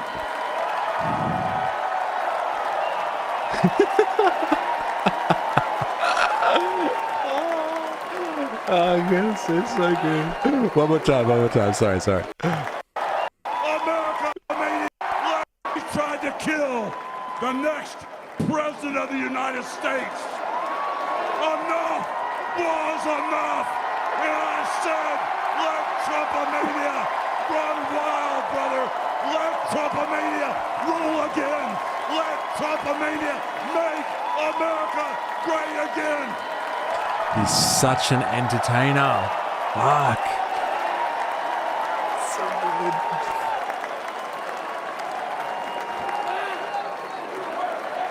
USA. Listen to that chanting. Not too different to the North Korean chant. The only thing is, that's not translated, so you don't know what they're saying. You can hear it here because your ears are attuned to it. But that chanting is very, very similar to the responses that we were hearing before when old Supreme Leader over there was speaking. And, like, you listen to that and you're just like, damn, look at how well drilled these people are. Hey, they respond with the chants.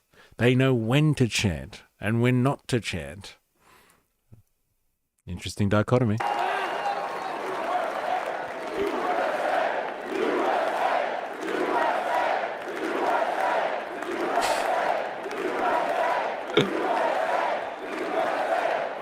See? Do you know when to chant, brother?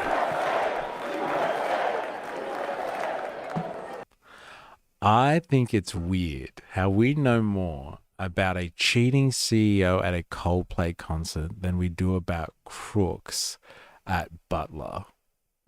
What's crooks at Butler reference? And this is probably proving your point, I'm assuming. But like, you know, it depends what propaganda is out there. Eh? It depends on the propaganda of the time. I love wrestling because of the dialectical thinking that goes on, that goes into living in that space. So many contradictions. It's delicious. Within those contradictions are the entertainment. That's the antagonism. You know something, Trumpites?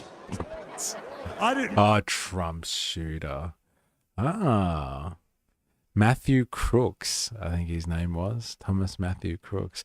Yeah, we don't know much about ye old Matthew Crooks. And they said that they were going to release stuff. It was going to take a few months and they were going to release it, but nothing's come out. I wonder what happened to Thomas, actually. Well, they blew his head off. There's not much left of him. But yeah, the investigation's come up with nothing, hasn't it? Hey, that's also rather suspicious. Come here as Hulk Hogan, but I just had to give you a little taste. You know, my name is Terry Bollea. And as an entertainer, I love you too. And as an entertainer, I tried to stay out of politics. But after everything that's happened to our country over the past 4 years, and everything that happened last weekend, I can no longer stay silent.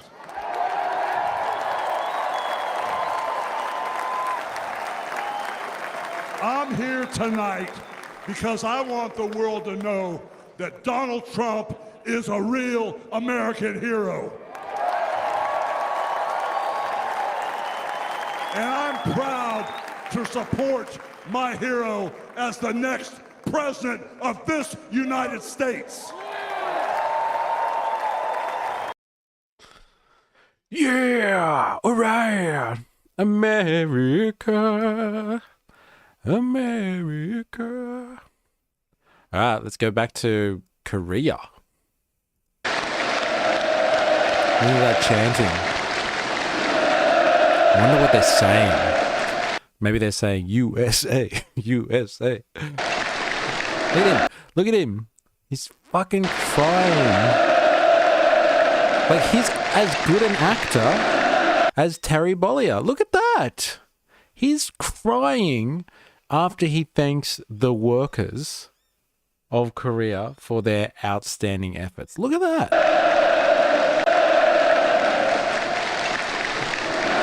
He's crying.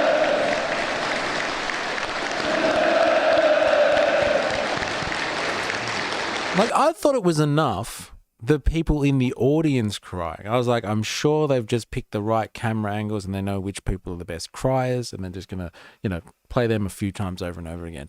But even Supreme Leader Kim Jong-un himself is putting on the waterworks. Now, the question to you, stream, you tell me, chat, is this real or not? Is he Terry Bollea style acting? Is he that great of actor? Could he have been an American pro wrestler? Because, like, being able to cry is an Academy Award winning performance. Let's remember that. There are a lot of actors out there that spend a lot of time, you know, perfecting throughout their careers, being able to cry when needed to on camera, on set. Now, you can either do that through emotional triggering, or you can just, like, I guess, train your body to physically trigger itself. But like, a lot of them use some type of emotional trigger to get that. But like, is he emotionally invested in what's going on here? And he's crying with his people as they're talking, or is he just a good actor up there, like better than the Hulk? I know. It's a big call. It's a big call. I'm sorry.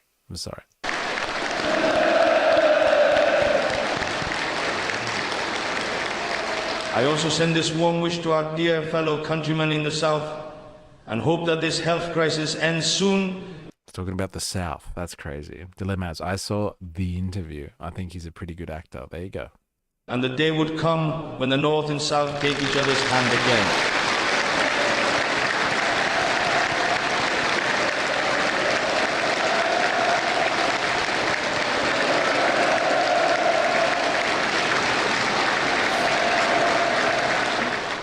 Comrades, we all have gathered on this October celebration square with valuable successes and fruits of labor which we have achieved with all our effort. It was not so easy for us to come as far as here. Does it really matter if it's real? Postmodernist, post-truth politics say it only matters if it feels real to the individuals observing it. Yeah, I know. I get that. I do. I get that it only matters to the people that he's presenting to, whether or not they believe it. But I want to know, is he really crying? Does he believe in this? Does he believe in this? What about him? You tell me. Does this guy believe in it? Does this guy believe in Donald Trump so much that he's going to tear his shirt off and say, this guy and all you little Trumpites, this guy's going to fix America. This guy's going to fix America and all of our problems. Don't you understand? If he gets in, we have got a better shot. Does he believe in it? And the answer is, your answer to that question, is it ambiguous? Or are you like, no, of course he doesn't fucking believe it. He's an actor. Of course he is. He's a fucking pro wrestler. He's been paid to come here, or he's been hired to come here to G up the crowd and get them to believe in something. But I think 90% of people would be like, no, he doesn't believe that.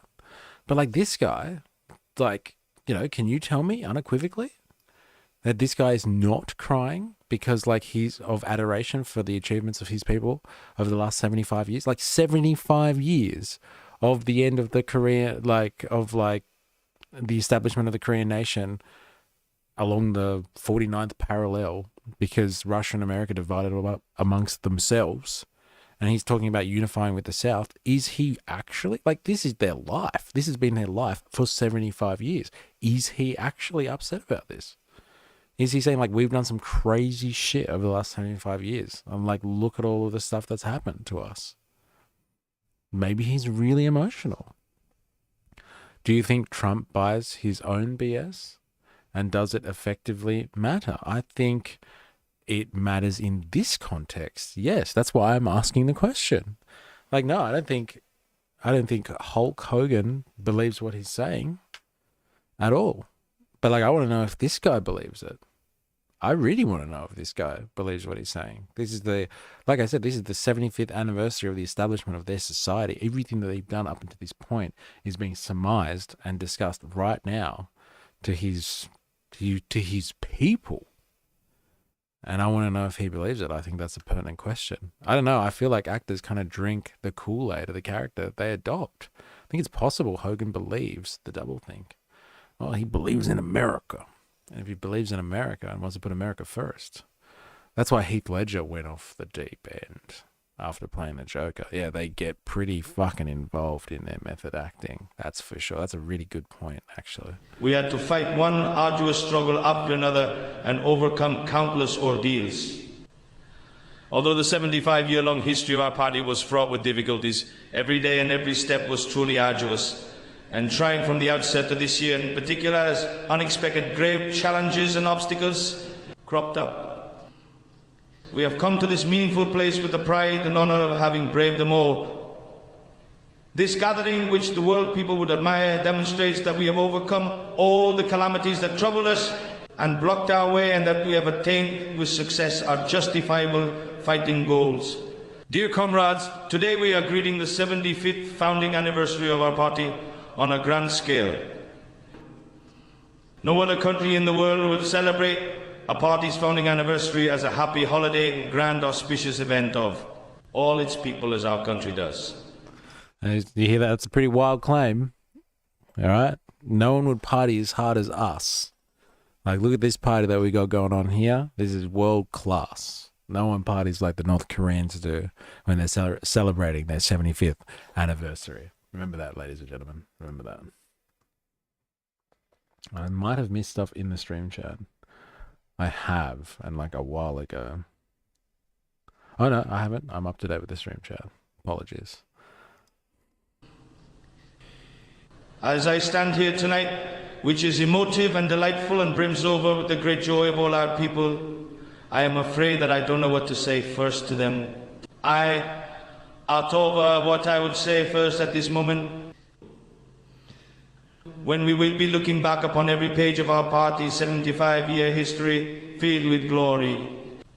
But my heartfelt, sincere word for our people is only one. That word is thanks. First of all, I thank them for being healthy and free from disease. I wanted to say this without fail. I thank them for their good health without any one of them having fallen victim to the malignant virus. The fact that we have defended all our people from the harmful epidemic disease sweeping the whole world can be said to be a natural duty and success of our party. I want to take a pause here to just remember this was being delivered on the 10th of October 2020. Okay, so that's the height of the pandemic, all right? And like I want to call out some crazy, like you want to talk about doublethink, you want to talk about indoctrination. You want to talk about, you know, brainwashing people or using devices to control. They use the epidemic instead of the pandemic. Yes, that's the direct translation that's being used. Isn't that interesting? But what I want to really highlight here is that this is a really pressing issue for them. He's talking quite significantly and quite broadly about the idea that like they've battled this thing that has taken the world by storm and like they've come out on top. I think he even claimed that they haven't had any deaths related to that. Now, if you think, all right, if you drink the Kool-Aid, should translate to scamdemic. Well, this is where I'm going, all right? If you drink the fucking Kool-Aid, if you buy the story that this is an evil totalitarian dictatorship, if you're down with Western propaganda and you believe that everything that goes on in North Korean society is some type of, yes, totalitarian, dystopian nightmare, then isn't it interesting that he is continually referring to a trope, the pandemic, a global wave of sickness? He's continually applying this trope as a way to demonstrate to his people that they have a handle on the situation and they are progressing nicely as a society. Isn't it interesting that in an overtly totalitarian society, this issue is coming up multiple times as a signature of something that you can use to measure the success of your society because it's something that's scary, it's beyond control, ultimately, it's a force of nature. And it is up to our modern societies with our modern medicine and our modern response action and management plans to prevail over the forces of nature and win the day. That is the exact same rhetoric that was being used in Western media by Western politicians. Non-stop was the conversation about the fact that we have prevailed over Mother Nature. It's modernity, it is science, it is our strong institutions and our responses in the wake of such death and destruction that has won us the day. This rhetoric is exactly the same. So the reason that I point this out is that if this is how a totalitarian dictatorship, a dystopian society that is controlled from top to bottom, everything you do, everything you say, what you wear, what you think, what you eat, everything is controlled. It's zero freedom, and it's all about this warped style of collectivism where everybody makes the ultimate sacrifice in the face of the supreme leader and for society. They live unfree, illiberal lives. And this is the type of language and conversation that they're having. And that's totalitarian. What does it say about the society that we live in? What does it say? Like, honestly, what does it say if we're using the same rhetoric, or at least the same talking points when we address our nations and our people? Like in the, around this time, in 2020, people would have been having the exact same conversations. People have had to lock down, people have had to take vaccines, people have had to do all this sort of stuff. But like, we're getting a handle on the situation, and like everyone, we're pulling through this together. We've combated this virus, and we've only come out with so many deaths. We've only come out with so many interruptions to the economy. We've only come out with so many of these issues, and we're coming back. We're bouncing back. We're opening the economy again, and we are going to see this through. So what does it say when a totalitarian society is saying this, or as we label them, a totalitarian society, and we say the exact same shit? We respond with the exact same rhetoric. What does it say about us? Now, me and 4IS recently, a couple of weeks ago now, did a podcast on this idea of inverted totalitarianism. And that we live, yes, we do actually live in a totalitarian society, but as Sheldon Wolin describes, an author of a book called Democracy Incorporated, I believe, this idea of inverted totalitarianism, where you have totalitarian like this, built around a supreme leader and a one-party system, or you have inverted totalitarianism where you have like a two-party system like the Americans have, that is ostensibly democratic but is controlled by corporate entities. What's the difference? We've got the same fucking talking points, and they wield the rhetoric in the same way. They wield the rhetoric in the same way. So like, how do you like your, let me ask you this question. How do you like your totalitarianism? Overt and in your face, or in the shadows, in the guise of your general freedom and democratic institutions? How do you like it? How do you like it served to you? Ladies and gentlemen, I put that one to you. Chomsky gets hard when the manufacturing consent comes out. I will put that to you. Which one do you like? Inverted or overt totalitarianism? I'll tell you what Terry Bollea would like, brother. Ooh, David's in the house. No way. David, how are you? The difference is a two-party system is twice as bad as a one-party system, since it gives the illusion of choice. And there's your inversion of totalitarianism, Allow people to think they are in control. That's part of, like, totalitarian is a large part of the totalitarian system. If you analyze what was going on in like somewhere like, I don't know, let's say the Soviet Union under Stalin, or Nazi Germany, post-war, post the start of World War II under Hitler, like, it was about controlling people's minds. Not just like physically controlling them and scaring them. If you don't do the right thing, then you'll, end up in a gulag or a concentration camp or something like that. It was about being able to control people so they control themselves. And so, like, yeah, an inverted totalitarian system is one where you think you're free, and the spectacle is what helps you believe that. It's the spectacle and the illusion of choice that helps you think, yeah, I'm free. I get to choose between this one and this one.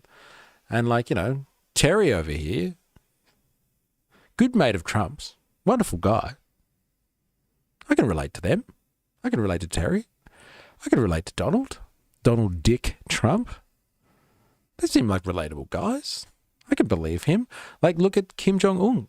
I can believe him. He's crying. I'm crying. We're all at this. We're all in this together. It's about you being controlled from within. It's sculpting the perfect citizen. And like, Stalin talked about this stuff as well. It's like, you got to create the perfect citizen. One that believes in the system, the charade, the society, whole through and through. They're not free thinking individuals. They drink the Kool-Aid. They understand.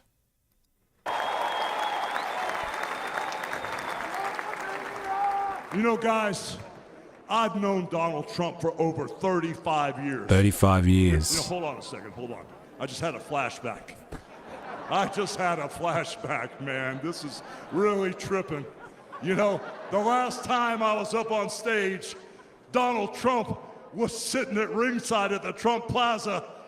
I was bleeding like a pig, and I won the world title right in front of Donald J. Trump. And you know something? He's gonna win in November, and we're all gonna be champions again when he wins. That's right, my Trumpites. Don't forget it. We're all going to be champions. And like I said, I've known that man for over 35 years, and he's always been the biggest patriot, and he still is. Stop. 35 years. Now, remember what I asked you guys to be thinking about during this stream was about like the very tenuous ties that we can call upon with our limited resources here between Trump and our man, Terry Bollea, or AKA the Hulk Hogan, and Trump and Epstein. Now let's ask our research assistant over here for some assistance. Give me a second. I'm just watching the RNC 2024 footage. We are just watching the RNC 2024 footage.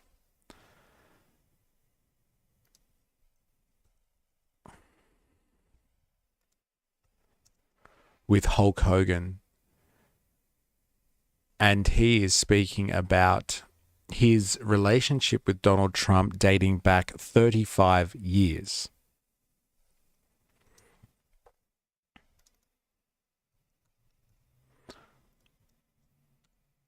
Are you able to put a timeline on Trump's relationship with Epstein? When did that start?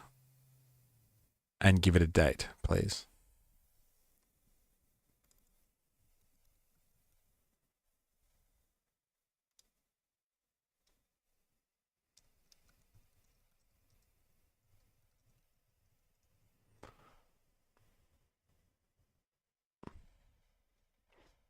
Okay, Trump's relationship with Epstein was from 87. So Trump and Epstein are believed to have first met during this period. According to multiple accounts, including Trump himself, they were introduced in New York high society circles. High society, what the fuck does that mean? Seriously. Trump has been quoted in a 2002 New York magazine profile on Epstein saying, "I've known Jeffrey for 15 years, terrific guy. A lot of fun to be with." Then said that he likes beautiful women as much as I do, and many of them are on the younger side. Hey, like, come on. For fuck's sake. Do you need any more evidence? If he made that comment in 2002, that puts them in contact with each other or places their relationship around 1987. And like public association ends in 2004, 2005.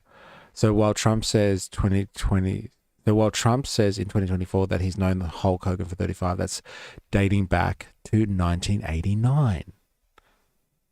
So his relationship with Epstein predates that overlapping period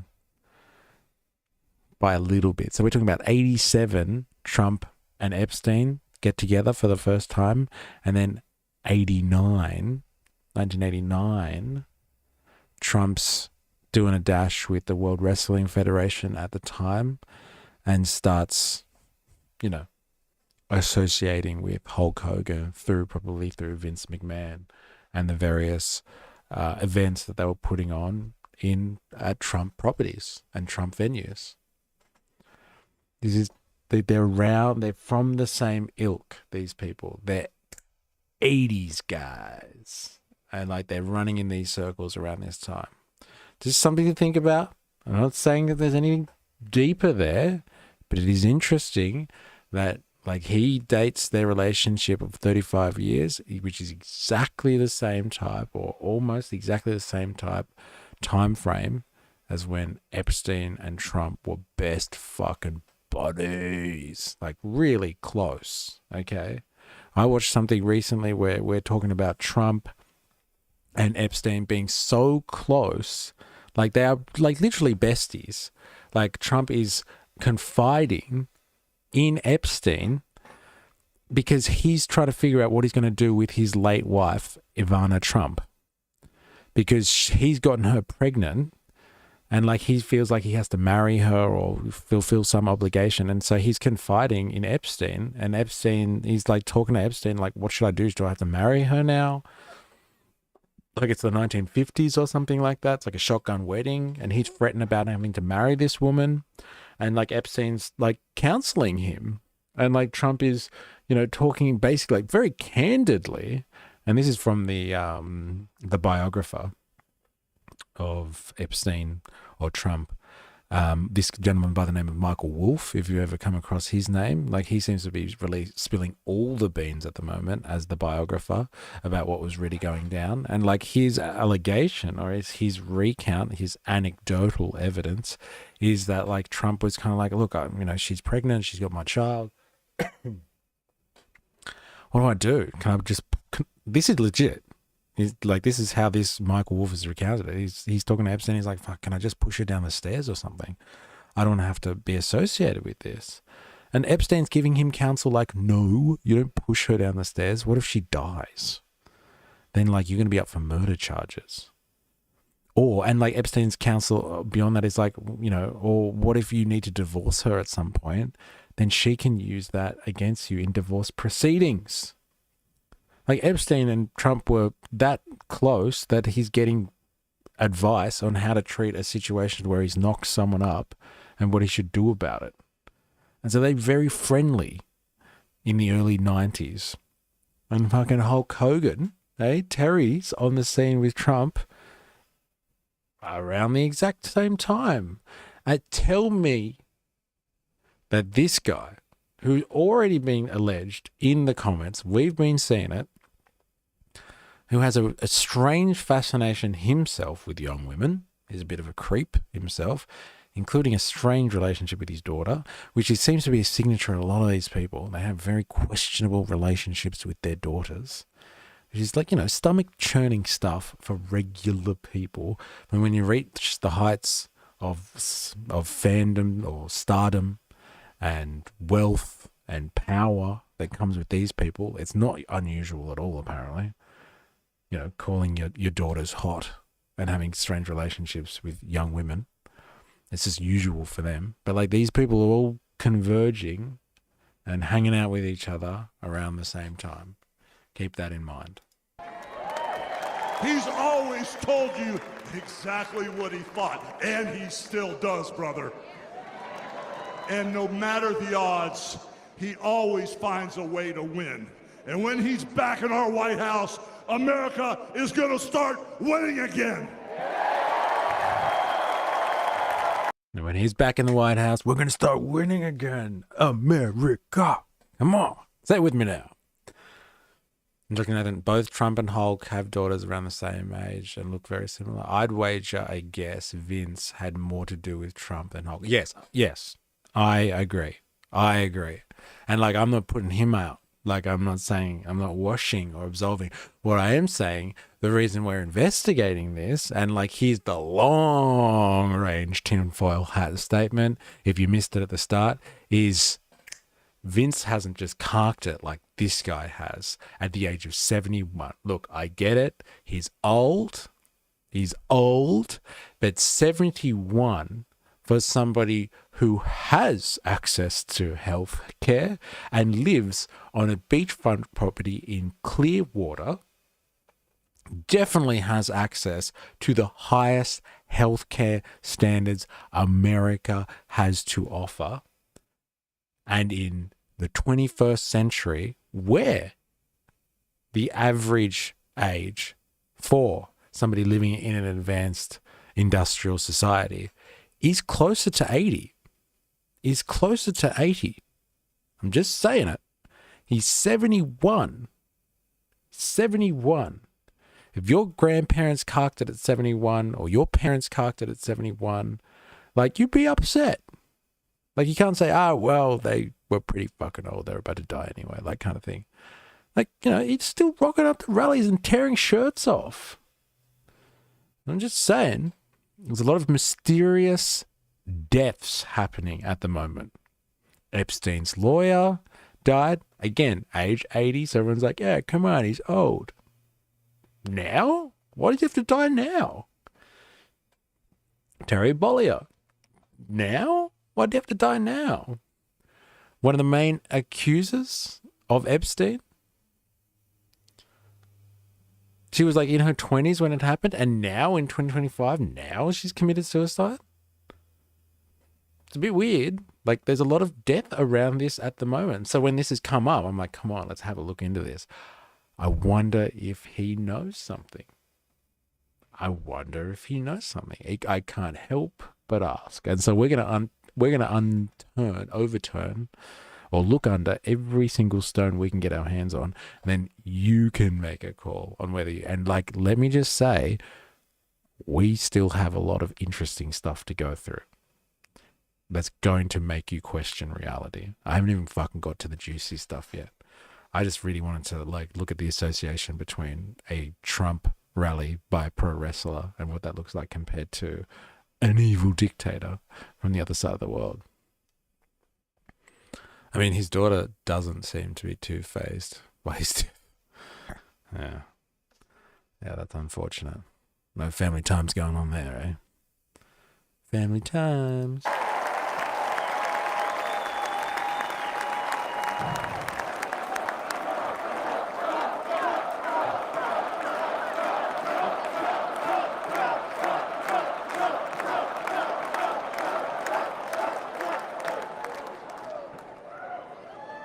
You know, guys, over my career, I've been in the ring with some of the biggest, some of the baddest dudes on the planet.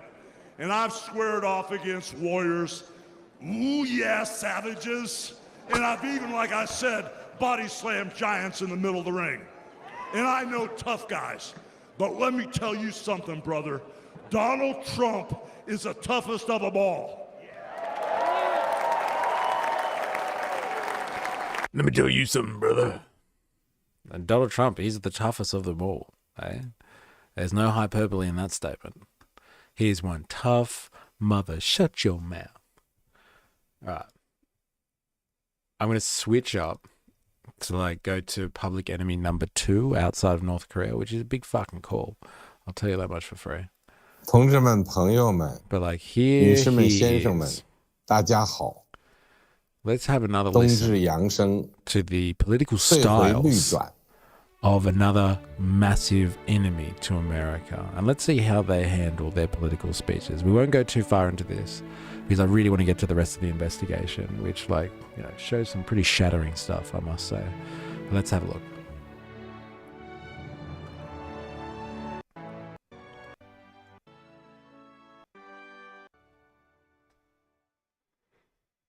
Comrades, friends, ladies and gentlemen, greetings to you all. As energy rises after the winter solstice, we are about to bid farewell to the old year and usher in the new. From Beijing, I extend my best New Year wishes to each and every one of you. In 2023, we have continued to forge ahead with resolve and tenacity. We have gone through the test of winds and rains, have seen beautiful scenes unfolding on the way, and have made plenty real achievements. We will remember this year as one of hard work and perseverance. Going forward, we have full confidence in the future. Isn't it funny? Like the rhetoric, like you can't say that to a Western audience.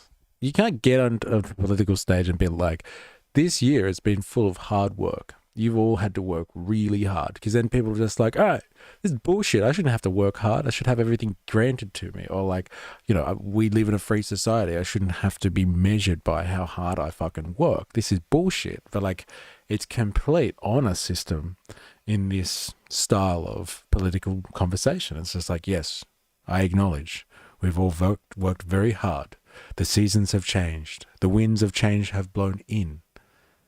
And here we stand in a land of bounty and pleasure. And it's all thanks to you, my wonderful citizens. Thank you very much. Like, kind of, it's so different. On the other side, it's just like, no, you decide. You decide, people. Yeah, you're in control. Kind of thing. No one really works or does anything. And Trump is going to make sure that happens.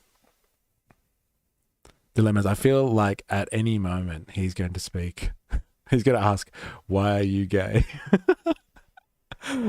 This year, we have marched forward with solid step. We achieved a smooth transition in our COVID-19 response efforts. The Chinese economy has sustained the momentum of recovery. Steady progress has been made in pursuing high-quality development. Our modernized industrial system has been further upgraded. A number of advanced, smart, and green industries are rapidly emerging as new pillars of the economy. We have secured a bumper harvest for the 20th year in a row. Waters have become clearer and mounds greener. So good. It's like listing accomplishments and like sustainable development kind of things. The harvest is, you've got more food than you've ever had for 20 years in a row. No one's starving. They remember the Great Leap Forward. And listen to these developments. Our industry is better than ever before. It's greener than ever before. And you can jump in the river and you can go for a walk in the mountain and it's clean, baby. And then you have this. You have this conversation going on. They've thrown everything at Donald Trump. All the investigations, the impeachments, the court cases, and he's still standing and kicking their butts. It's rather trashy when you think of it in the context of like the Eastern flavor of the other conversations, which is just like a bureaucratic list of achievements. I guess that's the difference between like free market and Eastern bureaucratic or status societies, is like, here's our resume. Go through it if you will and try and poke any holes in it. And like, this is all spectacle. It's just like, who's going to die for you? Donald Trump's going to die for you, brother. You know, we never had it better than the Trump years. Back then, we had a thriving economy. We had strong borders. We had safe streets. We had peace and respect around the world. But then we lost it all in a blink of an eye. Crime is out of control. The border is out of control. The price of food and gas and housing is out of control. And the only person who can clean this up is Donald Trump. Donald Dick Trump. Don't forget that. You know, guys, I really, really love this country. And I've lived the American dream. And I want my kids, your kids, and all those little teeny Hulkamaniacs out there to live the American dream too.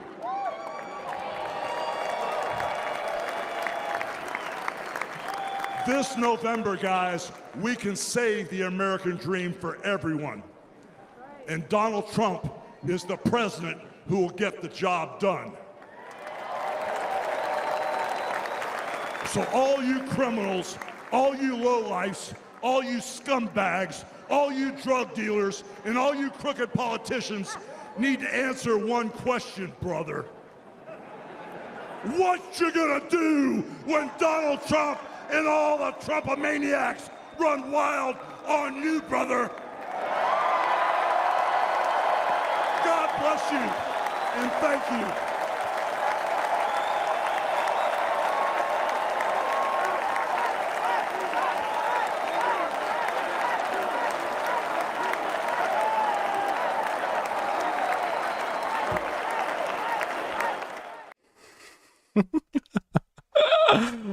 God bless you. What are you going to do, eh? What are you going to do? When did America ever have safe streets? He literally described politicians and finished with corrupt politicians. It's rich. It's fucking rich, and it's hilarious, and it's really drastic when you superimpose it or you juxtapose it with what goes on in the supposed rival states to American freedom. It's really incredible when you juxtapose those two things together. It's almost really unbelievable, actually. No, thank you, random citizen. So look, I'm going to go for a quick break. I will be right back. And then we're going to really uncover some crazy shit that I have found in my investigations that I don't believe. I think it's just, there's no such thing as conspiracy theory, but there is coincidences, and coincidences, you cannot overlook coincidences. Let's just remember that. So give me a couple of minutes and we will be right back. And we're going to uncover some crazy links between all these three nefarious characters: Hulk Hogan, Trump, and Epstein. All right.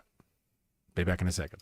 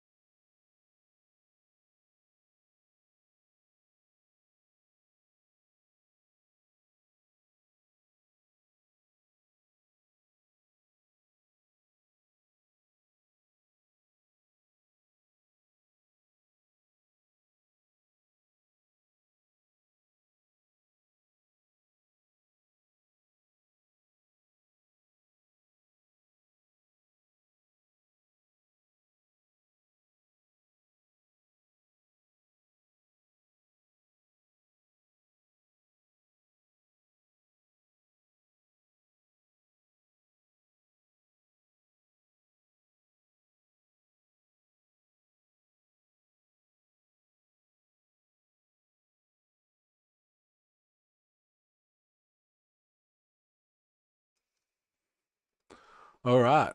So let us dig a little bit deeper into what the hell's been going on with ye old Hulk Hogan. And we're going to have a look at, where is it? Okay, so if you're not aware, the Hulk himself, Hulk Hogan, was embroiled in, I don't know, a scandal, I guess you would say, in the mid 2010s, 2016. He goes on a race-fueled kind of rant, apparently. Now, this is associated with a sex tape. So there was a sex tape that was released, regarding Hulk Hogan in 2015, maybe 2016. And there's some audio on that sex tape where he says some, pretty racist stuff. So let's have a listen to the audio, because this is all part of this kind of big story here that involves the Hulk, or Hulk Hogan. And let's see if you can actually make out what he says, because it's actually quite hard to hear it. But this is one of the things that brought him into a lot of trouble, ye old Terry. And I'll let you make what you can of it. It's like I said, it's very hard to hear, but let's have a listen.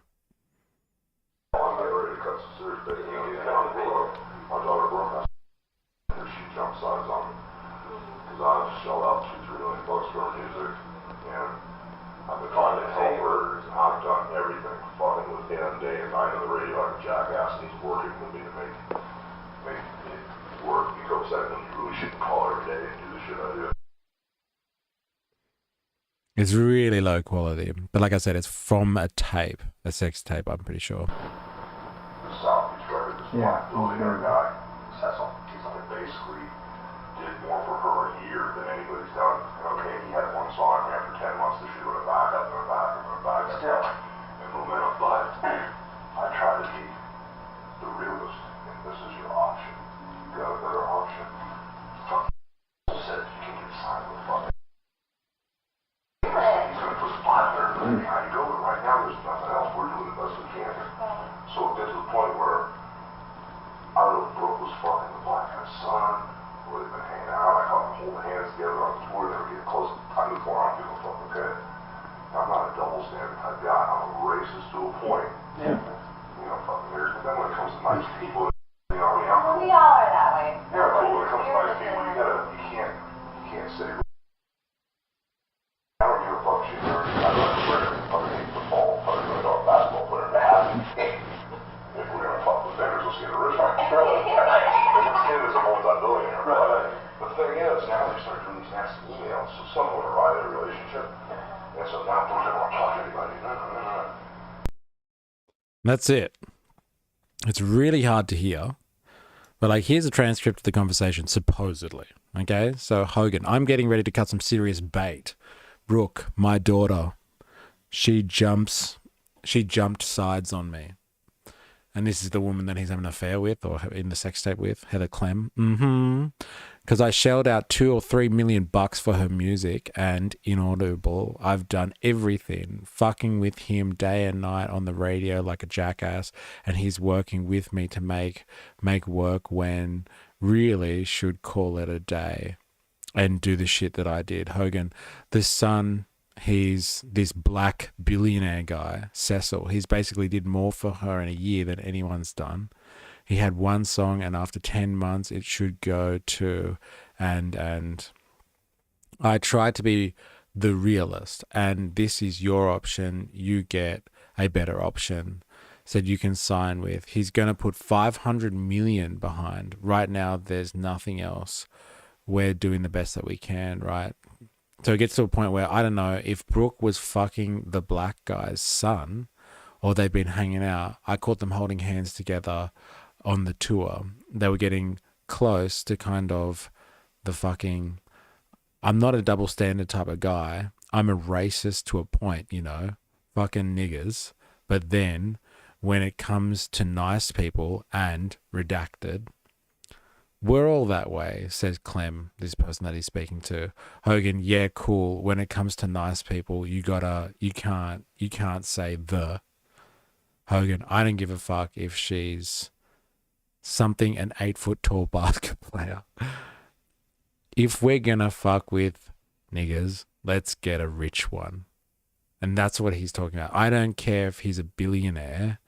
The thing is, now that you start doing these nasty emails, so somewhere Inaudible relationship, and now Inaudible doesn't want to talk to anyone. No. I don't know what the no stuff is, but I couldn't hear any of that. But like, he's been implicated in a sex tape. Okay, a sex tape has dropped with him in the year 2016 or around that time, and it's got him saying some racist shit, which he's apologized for extensively, because it basically, like, it brought him under incredible scrutiny. And like, the sex tape wasn't enough. The problem was the racist banter in it. And of course, the woke police, the, you know, cancel culture came after poor Hulk Hogan, who's like, you know, he's obviously saying some very questionable stuff here. Like, basically, if you're going to go after black people for him and his daughter, you might as well at least get a rich one if you're going to go there. So obviously he has some very strong opinions on, like, you know, being associated and mixing your lineage with people of other races. It's obvious. I think he's got some reservations in that regard, and it fits nicely into his whole support for MAGA movement, the MAGA movement generally, and support for Supreme Leader Trump. It all makes sense how their kind of their value system aligns there, let's just say. But like, here's the thing. Why did this come out? Think about it. Put your thinking caps on. What was this a result of?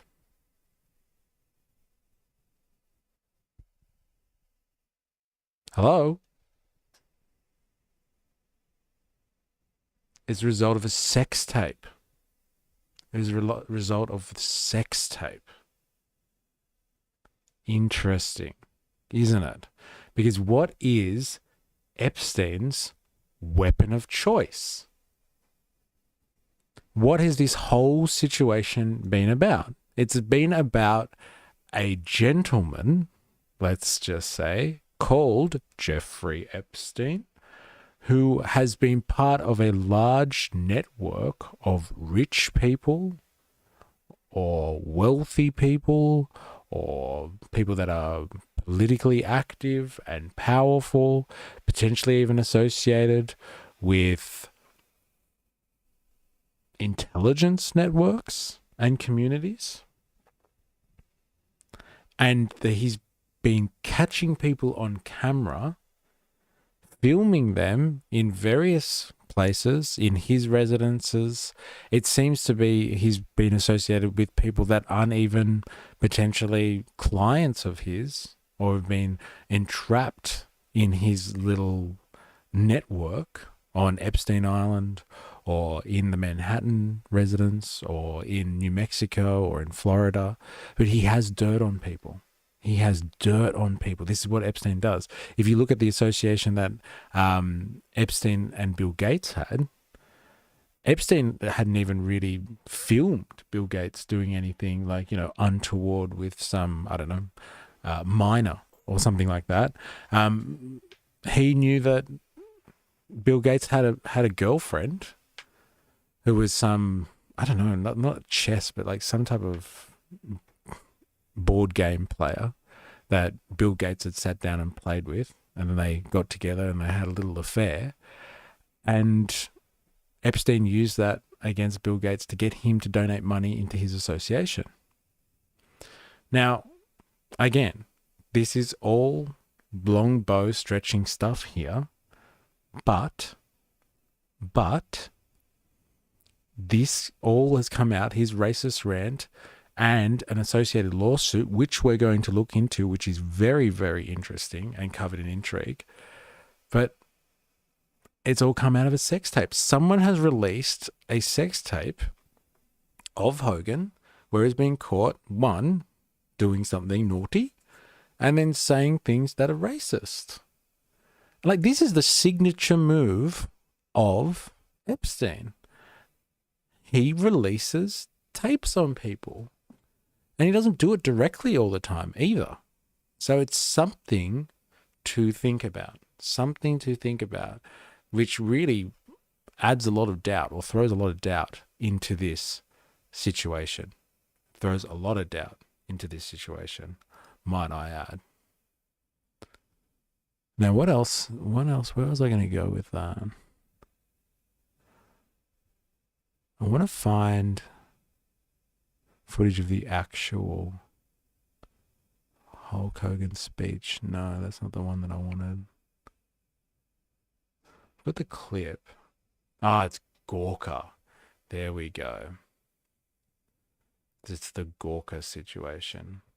So what happened as a result of this was that Hulk Hogan actually sued as a result of the releasing of this sex tape. So let's find out if I can get an article that talks about that. I thought I had one already. I'm looking at the saga surrounding Hulk's sex tape and the lawsuit that proceeded with regards to Gawker, a media outlet that released the sex tape.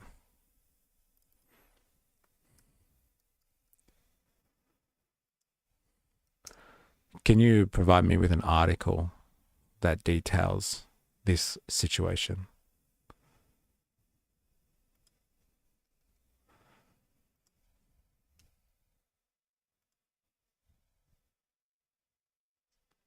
Gawker, that is.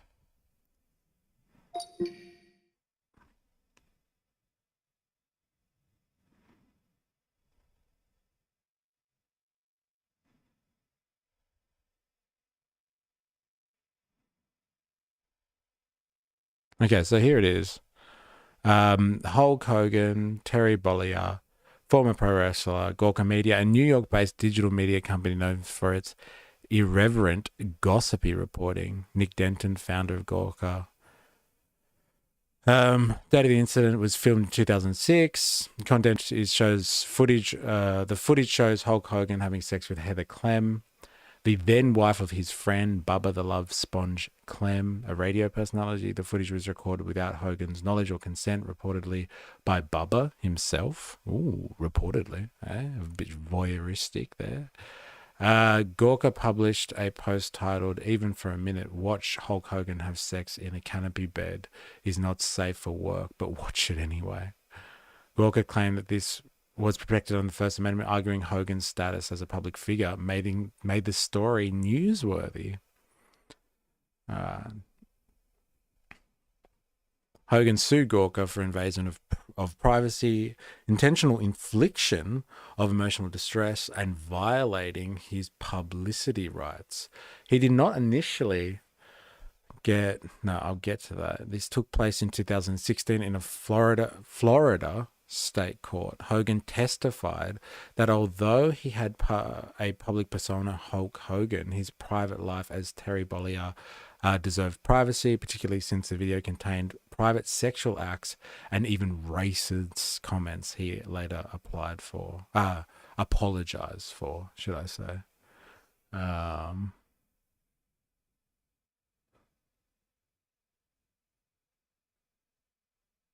This ran about his daughter dating a black man. She was also forced into wrestling and turned into a sex icon. Not shying away from the hard R. Good for you, brother. Also, please say N-word or just leave the space blank. It's not okay for us to even say that word in quote. You would get banned from Twitch for that. Not sure about YouTube. Not sure what you mean by us either. What you're assuming there. Don't ignore what you just said, man. You need to apologize. It's not okay under any circumstances. I'm not sure what you are talking about there.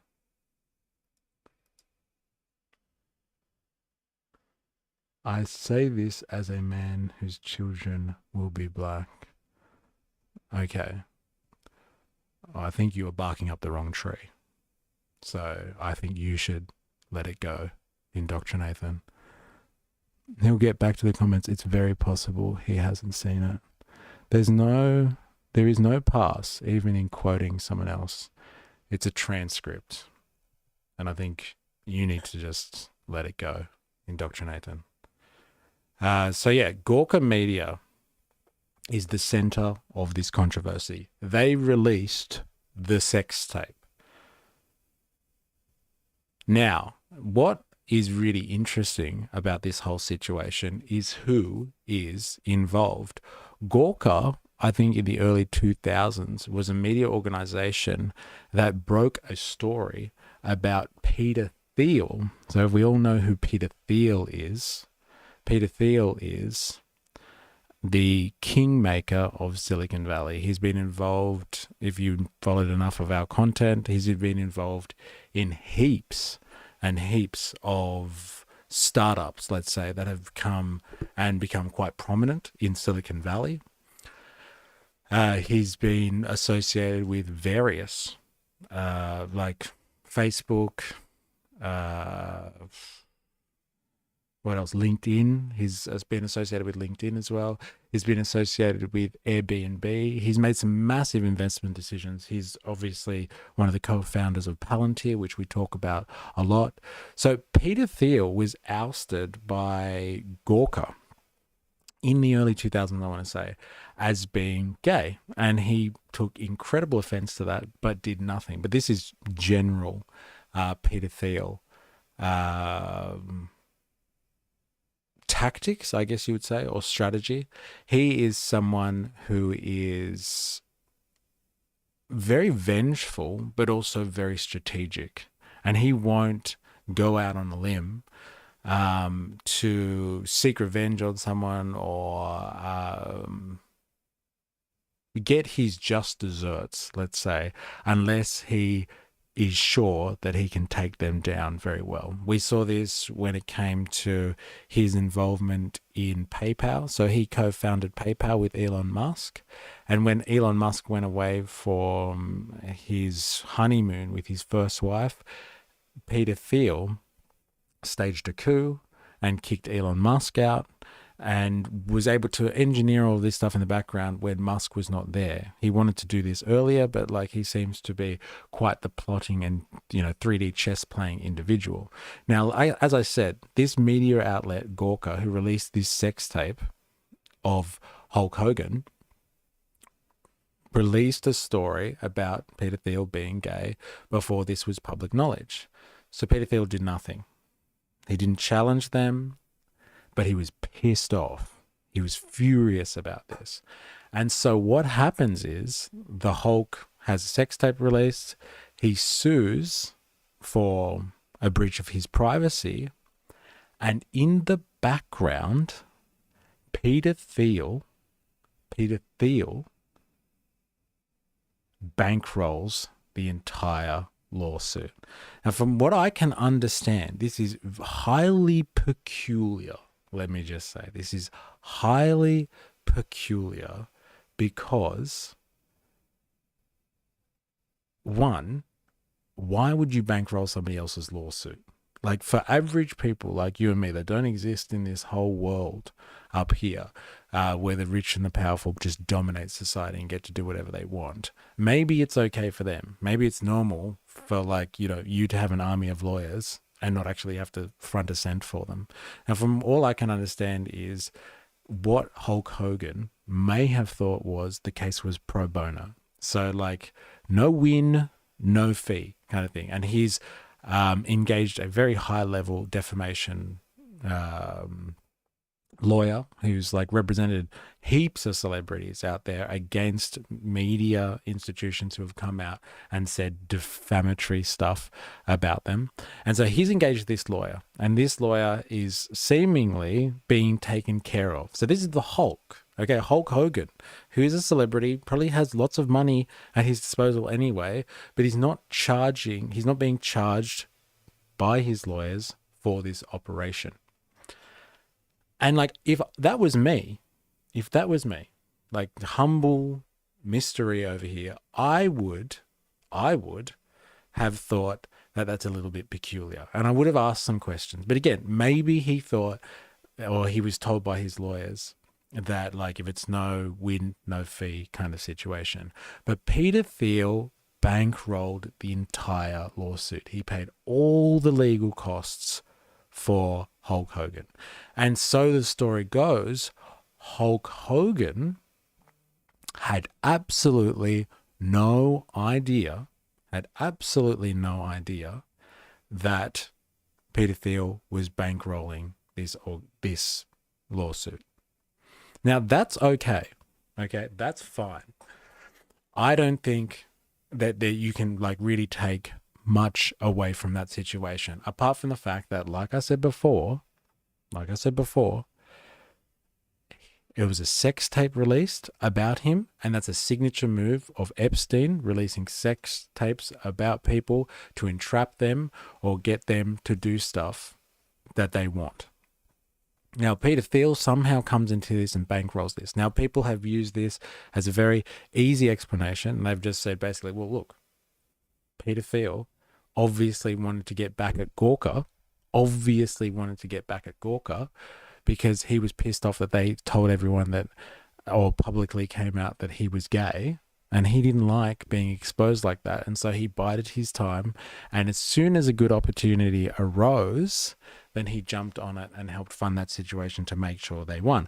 And they really did, like, he took them to the cleaners.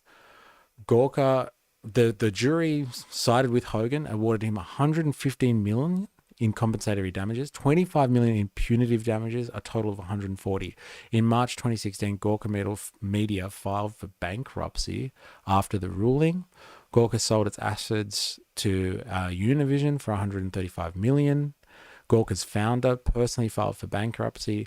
Hogan later settled with Gawker for 31 million in a bankruptcy court. So Hulk Hogan walked away with $31 million as a result of this, even though it was like somewhere more totaling like $100 million more than that.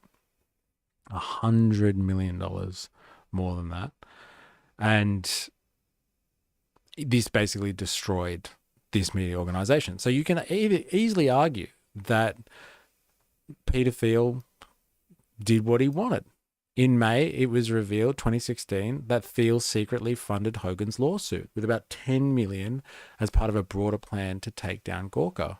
Thiel said it was less about revenge and more about deterrence, whatever the hell that means. Let's be honest. Who the hell knows what that means? But Hulk Hogan sued Gawker in 2012 for publishing a clip secretly recorded sex tape. In 2016, he won $140 million in a Florida court, with funding secretly provided by Thiel. The lawsuit bankrupted Gawker, reshaping conversations about privacy, press freedom, and the power of the ultra-rich to silence media outlets that they dislike. So that's a big portion of this story, is that Peter Thiel has the power to basically shut down an entire media organization. He just waits in the shadows for the right thing. Now, the real, again, conspiracy theory here, if you're ready for another long bow and a long-range conspiracy theory, is that who released this piece to Gawker? Who released this piece to Gawker?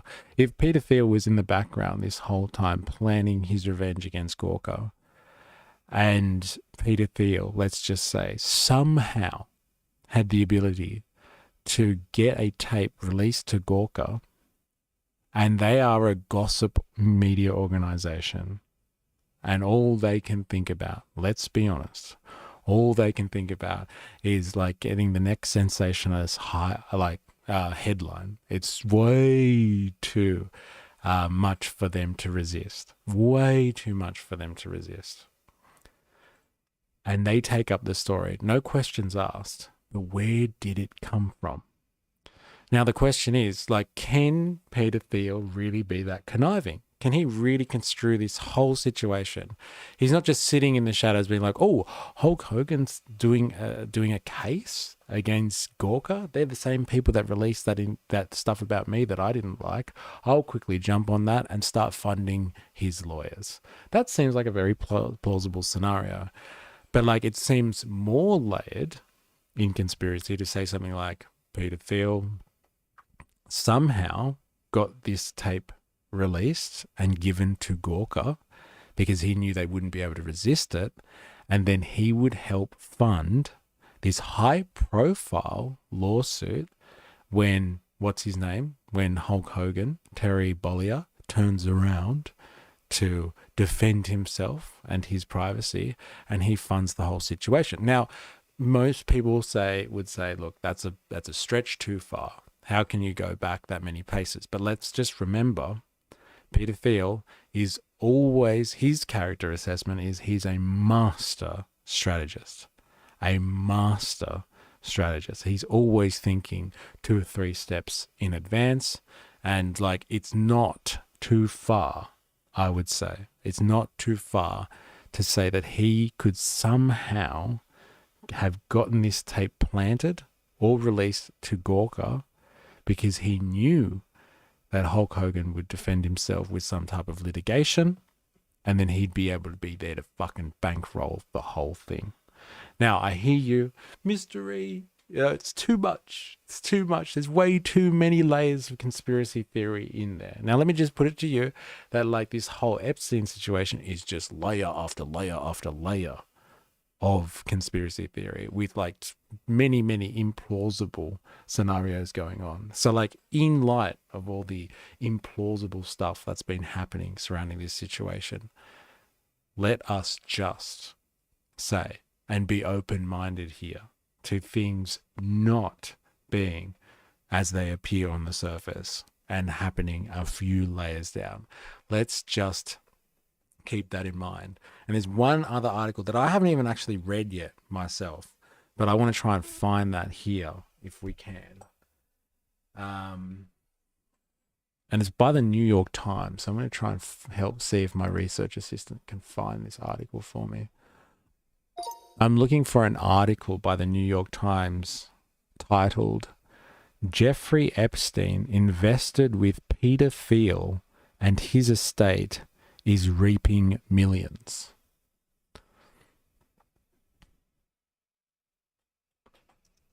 Can you help me find it?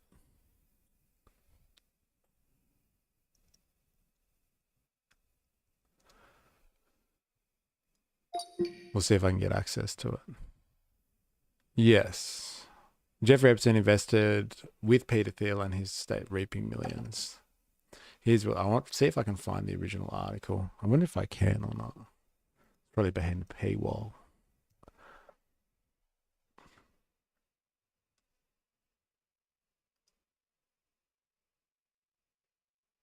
Here we go. Jeffrey Epstein, the registered sex offender, met with many powerful people in finance and business during his career, but the late financier invested with only a few of them. One of those people, right? You see connections here? One of those people was Peter Thiel, the Silicon Valley billionaire. In 2015 and 16, Mr. Epstein sank $40 million into two funds managed by Valar Ventures, a New York firm that was co-founded by Mr. Thiel. Today, that investment is worth nearly $170 million, according to a confidential financial analysis of the estate reviewed by the New York Times and a statement provided by Valar spokesman. The investment in Valar, which specializes in providing startup capital to financial services tech companies, is the largest asset still held by Mr. Epstein's estate some 6 years after he died by suicide in federal custody while awaiting trial on sex trafficking charges. Mr. Epstein's investment in Mr. Thiel's firm has not been previously reported or publicly disclosed. There's a good chance much of the windfall will not go to any of the roughly 200 victims who the disgraced financier abused as when they were teenagers or young women. Those victims have already received monetary settlements. The money is more likely to be distributed to one of Mr. Epstein's former girlfriends.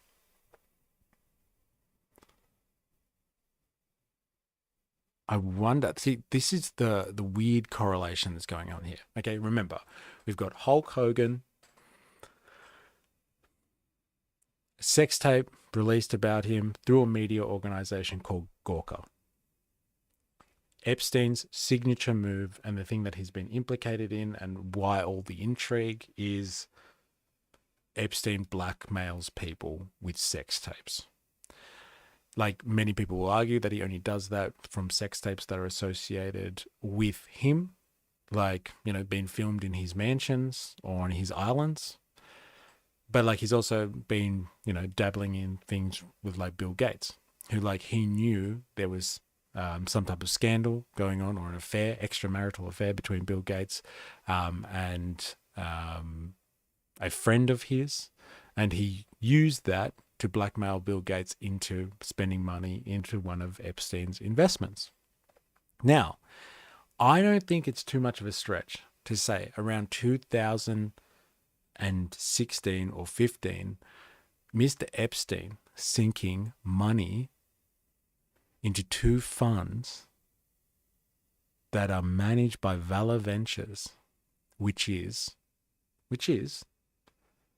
a venture capitalist firm based in New York, where Epstein is. He invests in it, and it, like 40 million turns into 170 million. It's put on the estate as one of his main investments. This is a guy that was like, Epstein was handling hundreds of millions of dollars. Everything else is fallen away, but this estate associated, or this part of the estate associated with this venture capitalist firm, Valor Ventures, is worth $170 million and is not being able to be touched for compensation for any of the people that have been affected by Epstein. So any of the settlements that have gone out in terms of like resolving issues and allegations against Epstein. And in 2012, I think it was, let's just get the dates right here. Let's make sure we get the dates right. The sex tape was released in 2006, and Gawker published a post titled Every Minute in 2012. So filmed in 2006, released in 2012. The lawsuit, when did that happen? The trial took place in 2016, around the same time that Epstein starts investing in Valor Ventures, which turns over to $170 million. It goes from $40 million to $170 million. Epstein, Peter Thiel, they would have all been turning in the same circles around this time. This is the time that Trump is running for his first presidency. Epstein and Trump know each other. Peter Thiel and Trump know each other. Everyone backed off Trump after the access scandal issue, when he said the thing about, grab him in the pussy kind of thing. Everyone backed off about that one, but not Peter Thiel. Peter Thiel was there in 2016 as the sole supporter to Trump when everyone else was backing off. He stuck around. And at this point, I'm sure someone like Peter Thiel would have known about someone like Epstein, and would have known, if not him directly, Epstein is the type of guy that would have known how to get access to tapes and footage and people that might have been mixed up somehow with some type of scandal, like a sex tape, let's say. And maybe someone like Epstein says to Peter Thiel, and this is just my wild theories, okay? Someone like Epstein says to Peter Thiel, or Peter Thiel goes looking, I want to bring down Gawker. I'm sick of this organization. They said something about me.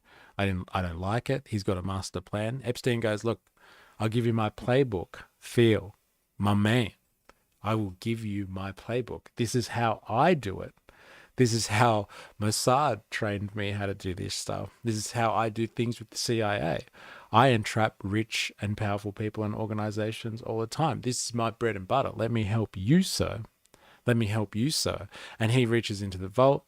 He asks some questions. Somebody says they got a sex tape involving Hulk Hogan. Maybe Hulk Hogan is in on this as well. Maybe he knows. Maybe he's associated with all of this somehow. He knows Trump. He's in on this inner circle, just like Thiel, just like Epstein. All these people are all surrounding Trump here. Just remember this. And this is 2016. This is his first presidency. This is his run to the presidency. Maybe they released it to Gawker on purpose. Maybe Thiel was like, asked Epstein or asked someone associated with this ring, was just like, release this tape to Gawker. I want to take Gawker down. Hulk Hogan's like, yeah, release it about me. I don't give a shit. He's in on it. Maybe he doesn't know at this point. Maybe he doesn't know. That's what he said, and that's what is alleged. The allegation coming out of all of this is that once the settlement was done, watch Gawker went down for $100 million in damages and penalties. They had to set up shop, they had to basically file for bankruptcy, and they finished. They were done. They were cooked at this point. And like, the whole time, Terry Bollea has no idea that Peter Thiel is bankrolling the entire operation. It's all just been like, because the lawyers just love it so much. They just love representing people. Wouldn't it be amazing if normal people, commoners, peasants, people like us, got, high-flying lawyers that would just come in and represent us for no charge? Like, you're telling me this whole time, Terry, I understand that people do things like free of charge. Okay, I understand that. And like, no win, no fee kind of thing. But you're telling me the whole time Terry had absolutely no idea that Thiel was bankrolling the entire lawsuit. Okay, let's go with that he had no idea. So that means Thiel is behind it. He understands what's going on. And it's either an absolute coincidence that this comes out and he's got some dirt about someone else who's also associated with Trump. No one else. Like, Gawker's a literal media organization that lives on controversy and gossip. Like, literally lives off controversy and gossip. And like, he couldn't have picked anyone else. He couldn't have bankrolled anyone else's lawsuits against Gawker. No, it's this one with Terry Bollea, who's, a friend of Trump and the boys, who Thiel, at this point, funding Trump's campaign when nobody else will, is a friend of Trump and the boys. This seems all way too coincidental. I said it before, there's no such thing as conspiracy theories, but there are coincidences. And there seems to be a hell of a lot of coincidences around this. And it's very, very interesting that the tape gets released. It's filmed in 2006, released in 2012. Thiel's got a vendetta against Gawker. Gawker gets a hand on this somehow. Gawker gets sued. Thiel's behind it. Thiel's behind bankrolling the operation. Epstein, this is his bread and butter. Epstein's investing in Peter Thiel's organizations, his venture capital firms from New York in 2016, while Trump's getting the steam on and is about to become president of the United States for the first time. All of this seems very, very coincidental.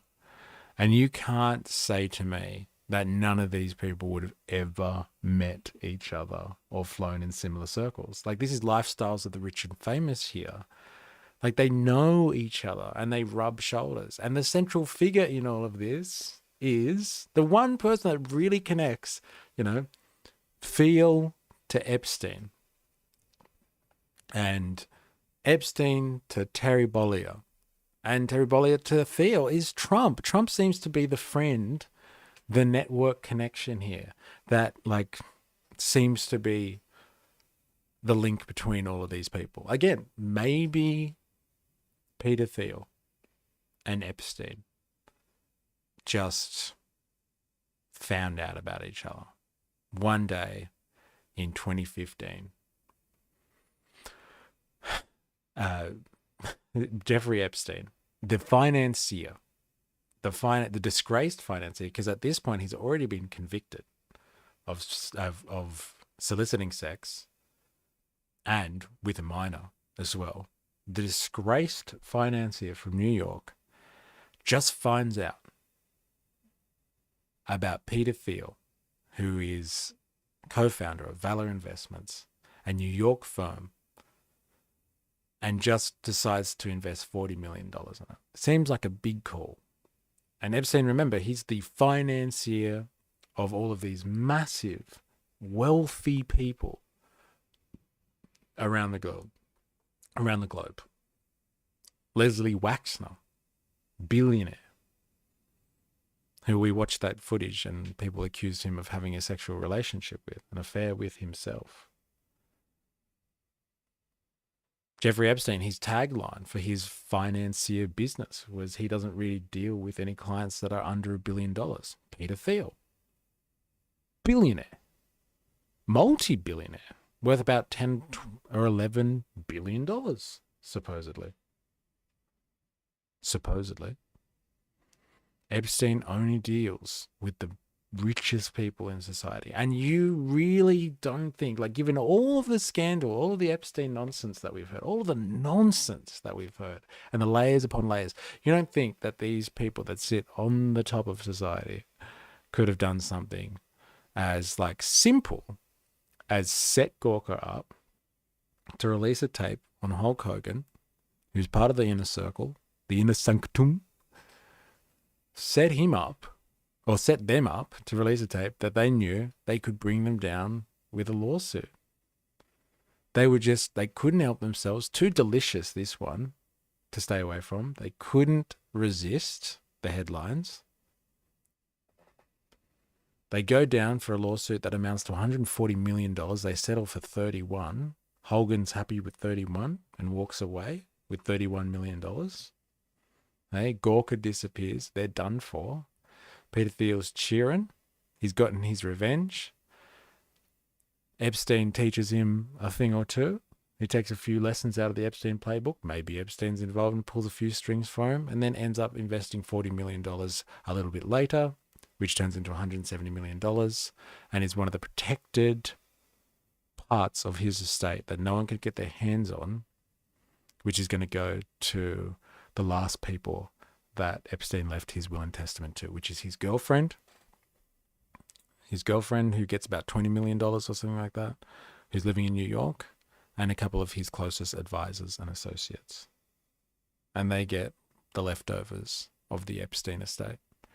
And this seems like the closing out of a very interesting saga. So I would put it to you, and this is the whole point of this stream, is that there are some fucking weird coincidences with this one. There are some really strange coincidences with this one. I must admit. I think it is very, very strange that all of these people are associated with one connection being Trump, somebody who's trying his hardest right now to cover this whole thing up and act like it's never happened. I think it's very timely that Terry Bollea has died. And like he's been associated with these people. And he may have even had something to do with them. He's been exposed himself in a sex tape scandal. Like I said, the bread and butter operation of none other than Jeffrey Epstein himself. It's like the coincidence is like level on level here. And like, you know, maybe it was time for Terry to go. Maybe Terry's got some loose lips. Maybe he knows some stuff. Because there's a lot of people that have been being put to rest, let's say, recently regarding this whole thing. And they're all linked to Trump. It's very, very interesting. And if nothing else, if this is just wild conspiratorial theorizing here, if nothing else, what this does show is how incestuous this ruling elite is. This club of billionaires, they all rub shoulders together. Like for a long time, I did think there was some, you know, separation at least between the tech bros and more traditional corporate capitalists. I thought the tech bros were separating themselves actually and going to redefine politics in their own image. And like they very well could be. I don't think there's any speculation on whether that's real or not. But like they all run in the same circles. They're all rubbing shoulders. Epstein only services billionaire clients, and Epstein is one hell of a billionaire client who's received some good old backing from. It's not a conspiracy theory, it's just a hypothesis. Thank you. I'll take that. And that is my hypothesis, that there is just too many weird associations going on. So if nothing else, this type of stuff really just shows you, yes, how incestuous it is at this level. They all party together. They go to strange events. They pick people up off the street. They're very guarded about their sexual proclivities. Peter Thiel was very offended by the fact that he was exposed as being homosexual. He did not like that, and he was biding his time for a long time to seek revenge. And yes, I think there are way too many coincidences in this batch. Way too many coincidences. So I'll let you judge. You, whoever's watching this, if you're still in this stream or you're watching this later,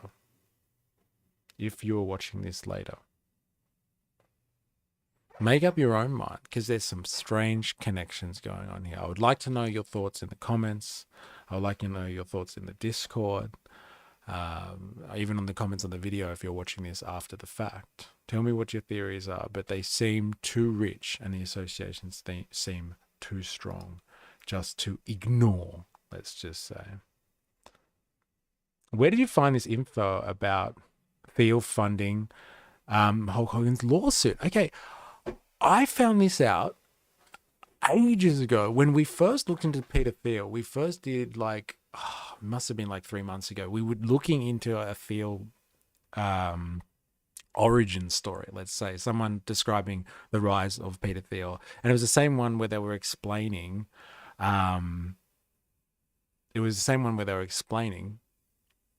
the saga or the situation that happened with PayPal and Elon Musk. And they said, Hulk, and I remember them bringing up the fact that Hulk Hogan was involved in the sex tape scandal and Peter Thiel got his revenge on Gawker through that. And so when I was just looking and trawling through all of the Hulk Hogan scandals, I saw Gawker's name come up and I was like, fuck, is that the same Gawker that did the dirty on Peter Thiel? And is this the revenge story? And then bang, I investigated and it's the same. These things are all connected. Avalava said ages ago, I'm sorry I wasn't on the stream chat page properly. Is Hulk Hogan's sex tape itself revealing of anything? Do we find out the roids are actually self-denigrating? Who owns the publication news outlet Gawker? Yeah, I don't know the gentleman who owns Gawker. What was his name again? It's a good question, though. He got destroyed by the verdict, though. Nick Denton. Yeah. Is there anything peculiar about Nick Denton and his association with Peter Thiel, Hulk Hogan, Trump, or Epstein?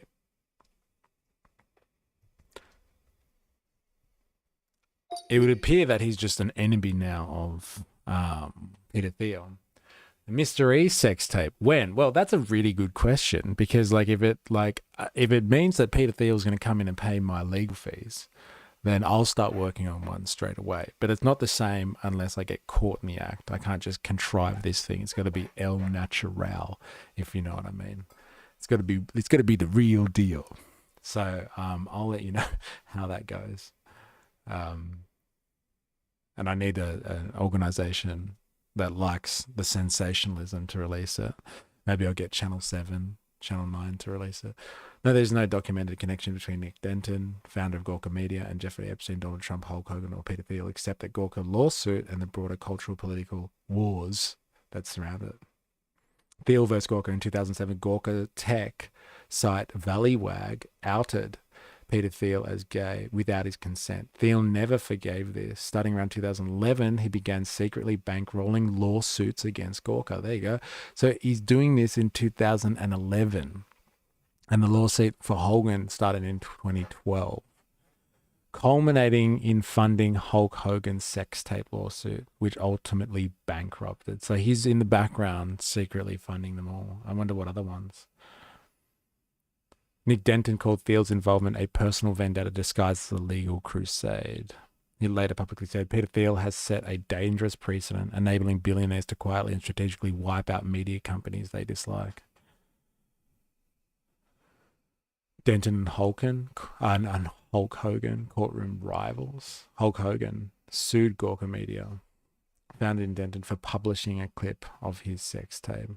Denton stood by the publication, arguing that public figures' sex lives are sometimes fair game in journalism.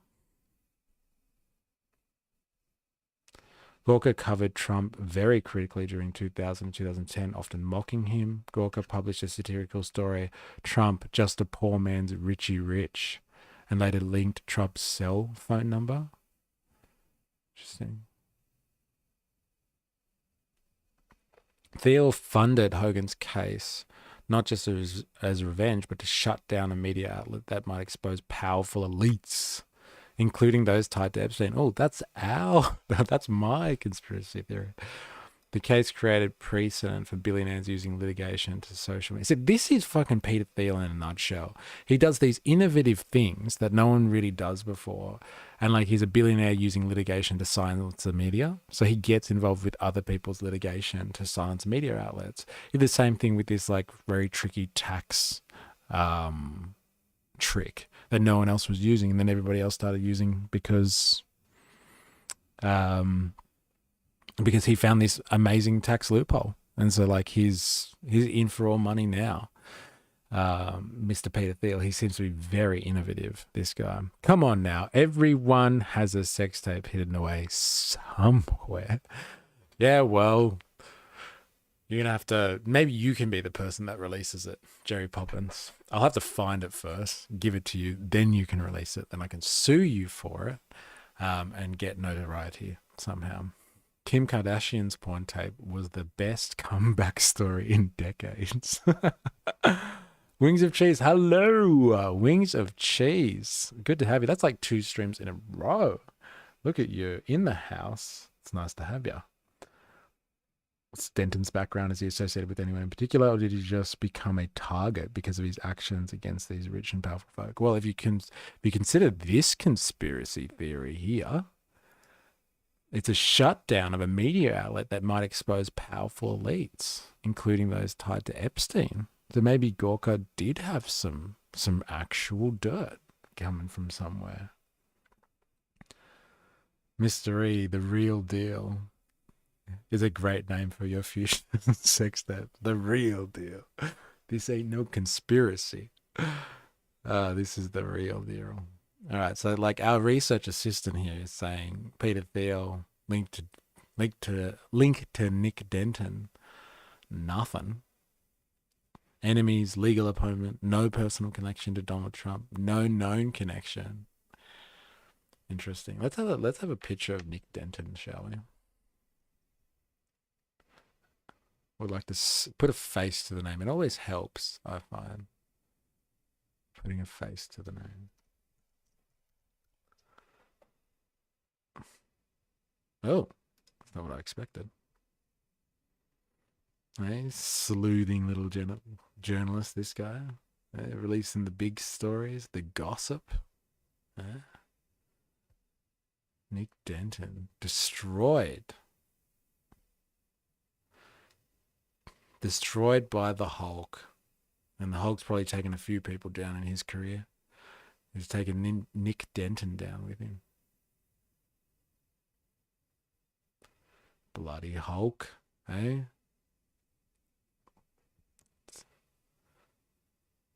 It's true. She had come. She had come all over her. Best comeback story in decades. I see what you did there, Jerry Poppins. Ha ha ha. I see what you did there. It is the best comeback story. Very good. Good with the dad jokes. All right. Well, look, I know that people have just rocked up, but I've been going at this for 3 hours now, and I need a little bit of a break. So I'm going to call it there. But this has been an inside scoop into the most delicious conspiracy theory, hypotheses that you will ever get coming out of the current situation. Is Hulk Hogan associated with the Epstein files? Is that why he has suddenly cocked it after being a healthy 70-year-old or man in his 70s for fair enough, for a long time now? He was looking pretty sprightly when we saw him tear his singlet off at the RNC 2024 rally. He looked pretty sprightly there. And I know these things can turn quickly, but 71, he's not meeting the typical life expectancy in an advanced industrial nation, and especially it's not like he's poor. He can afford some good medical attention, that man. I'm sure after years and years of thrashing yourself with steroids or whatever it else helps him maintain that incredible physique in his latter years. I'm sure it takes a toll on your body, but like, you know, here's my hypothesis. He's associated with all of these people. And he could afford to thrash the roids too. Bloody oath he could. My God, he could. All right, so I'm going to leave it there, but thank you everyone for today. I think it's been a rather interesting journey. We've covered some crazy ground. I still can't get over like the differences and the similarities at the same time, delicious contradictions between, you know, watching an RNC rally with a pro wrestler and watching, you know, Kim Jong-un talk to the North Korean people, or Xi Jinping address the Chinese people on New Year's. That was a scary interlude in this whole investigation. So Voltateur, Cheesed Swiss, Indoctrinathan, 4IS, Dilemmas, 85.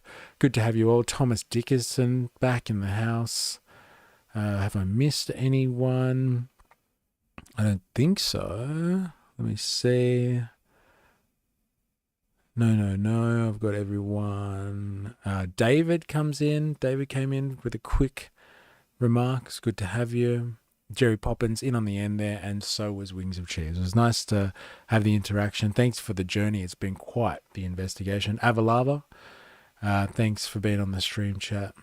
And we will be back tomorrow, most probably be on Twitch tomorrow, continuing some more investigations into what's happening with Epstein, if there's any new developments, and like going over some more Project 2025 stuff. But yeah, thanks for coming down the rabbit hole today. It's been very, very enlightening, and it's been a very interesting episode too. So until tomorrow, please remember, I am, you are, we are a mystery.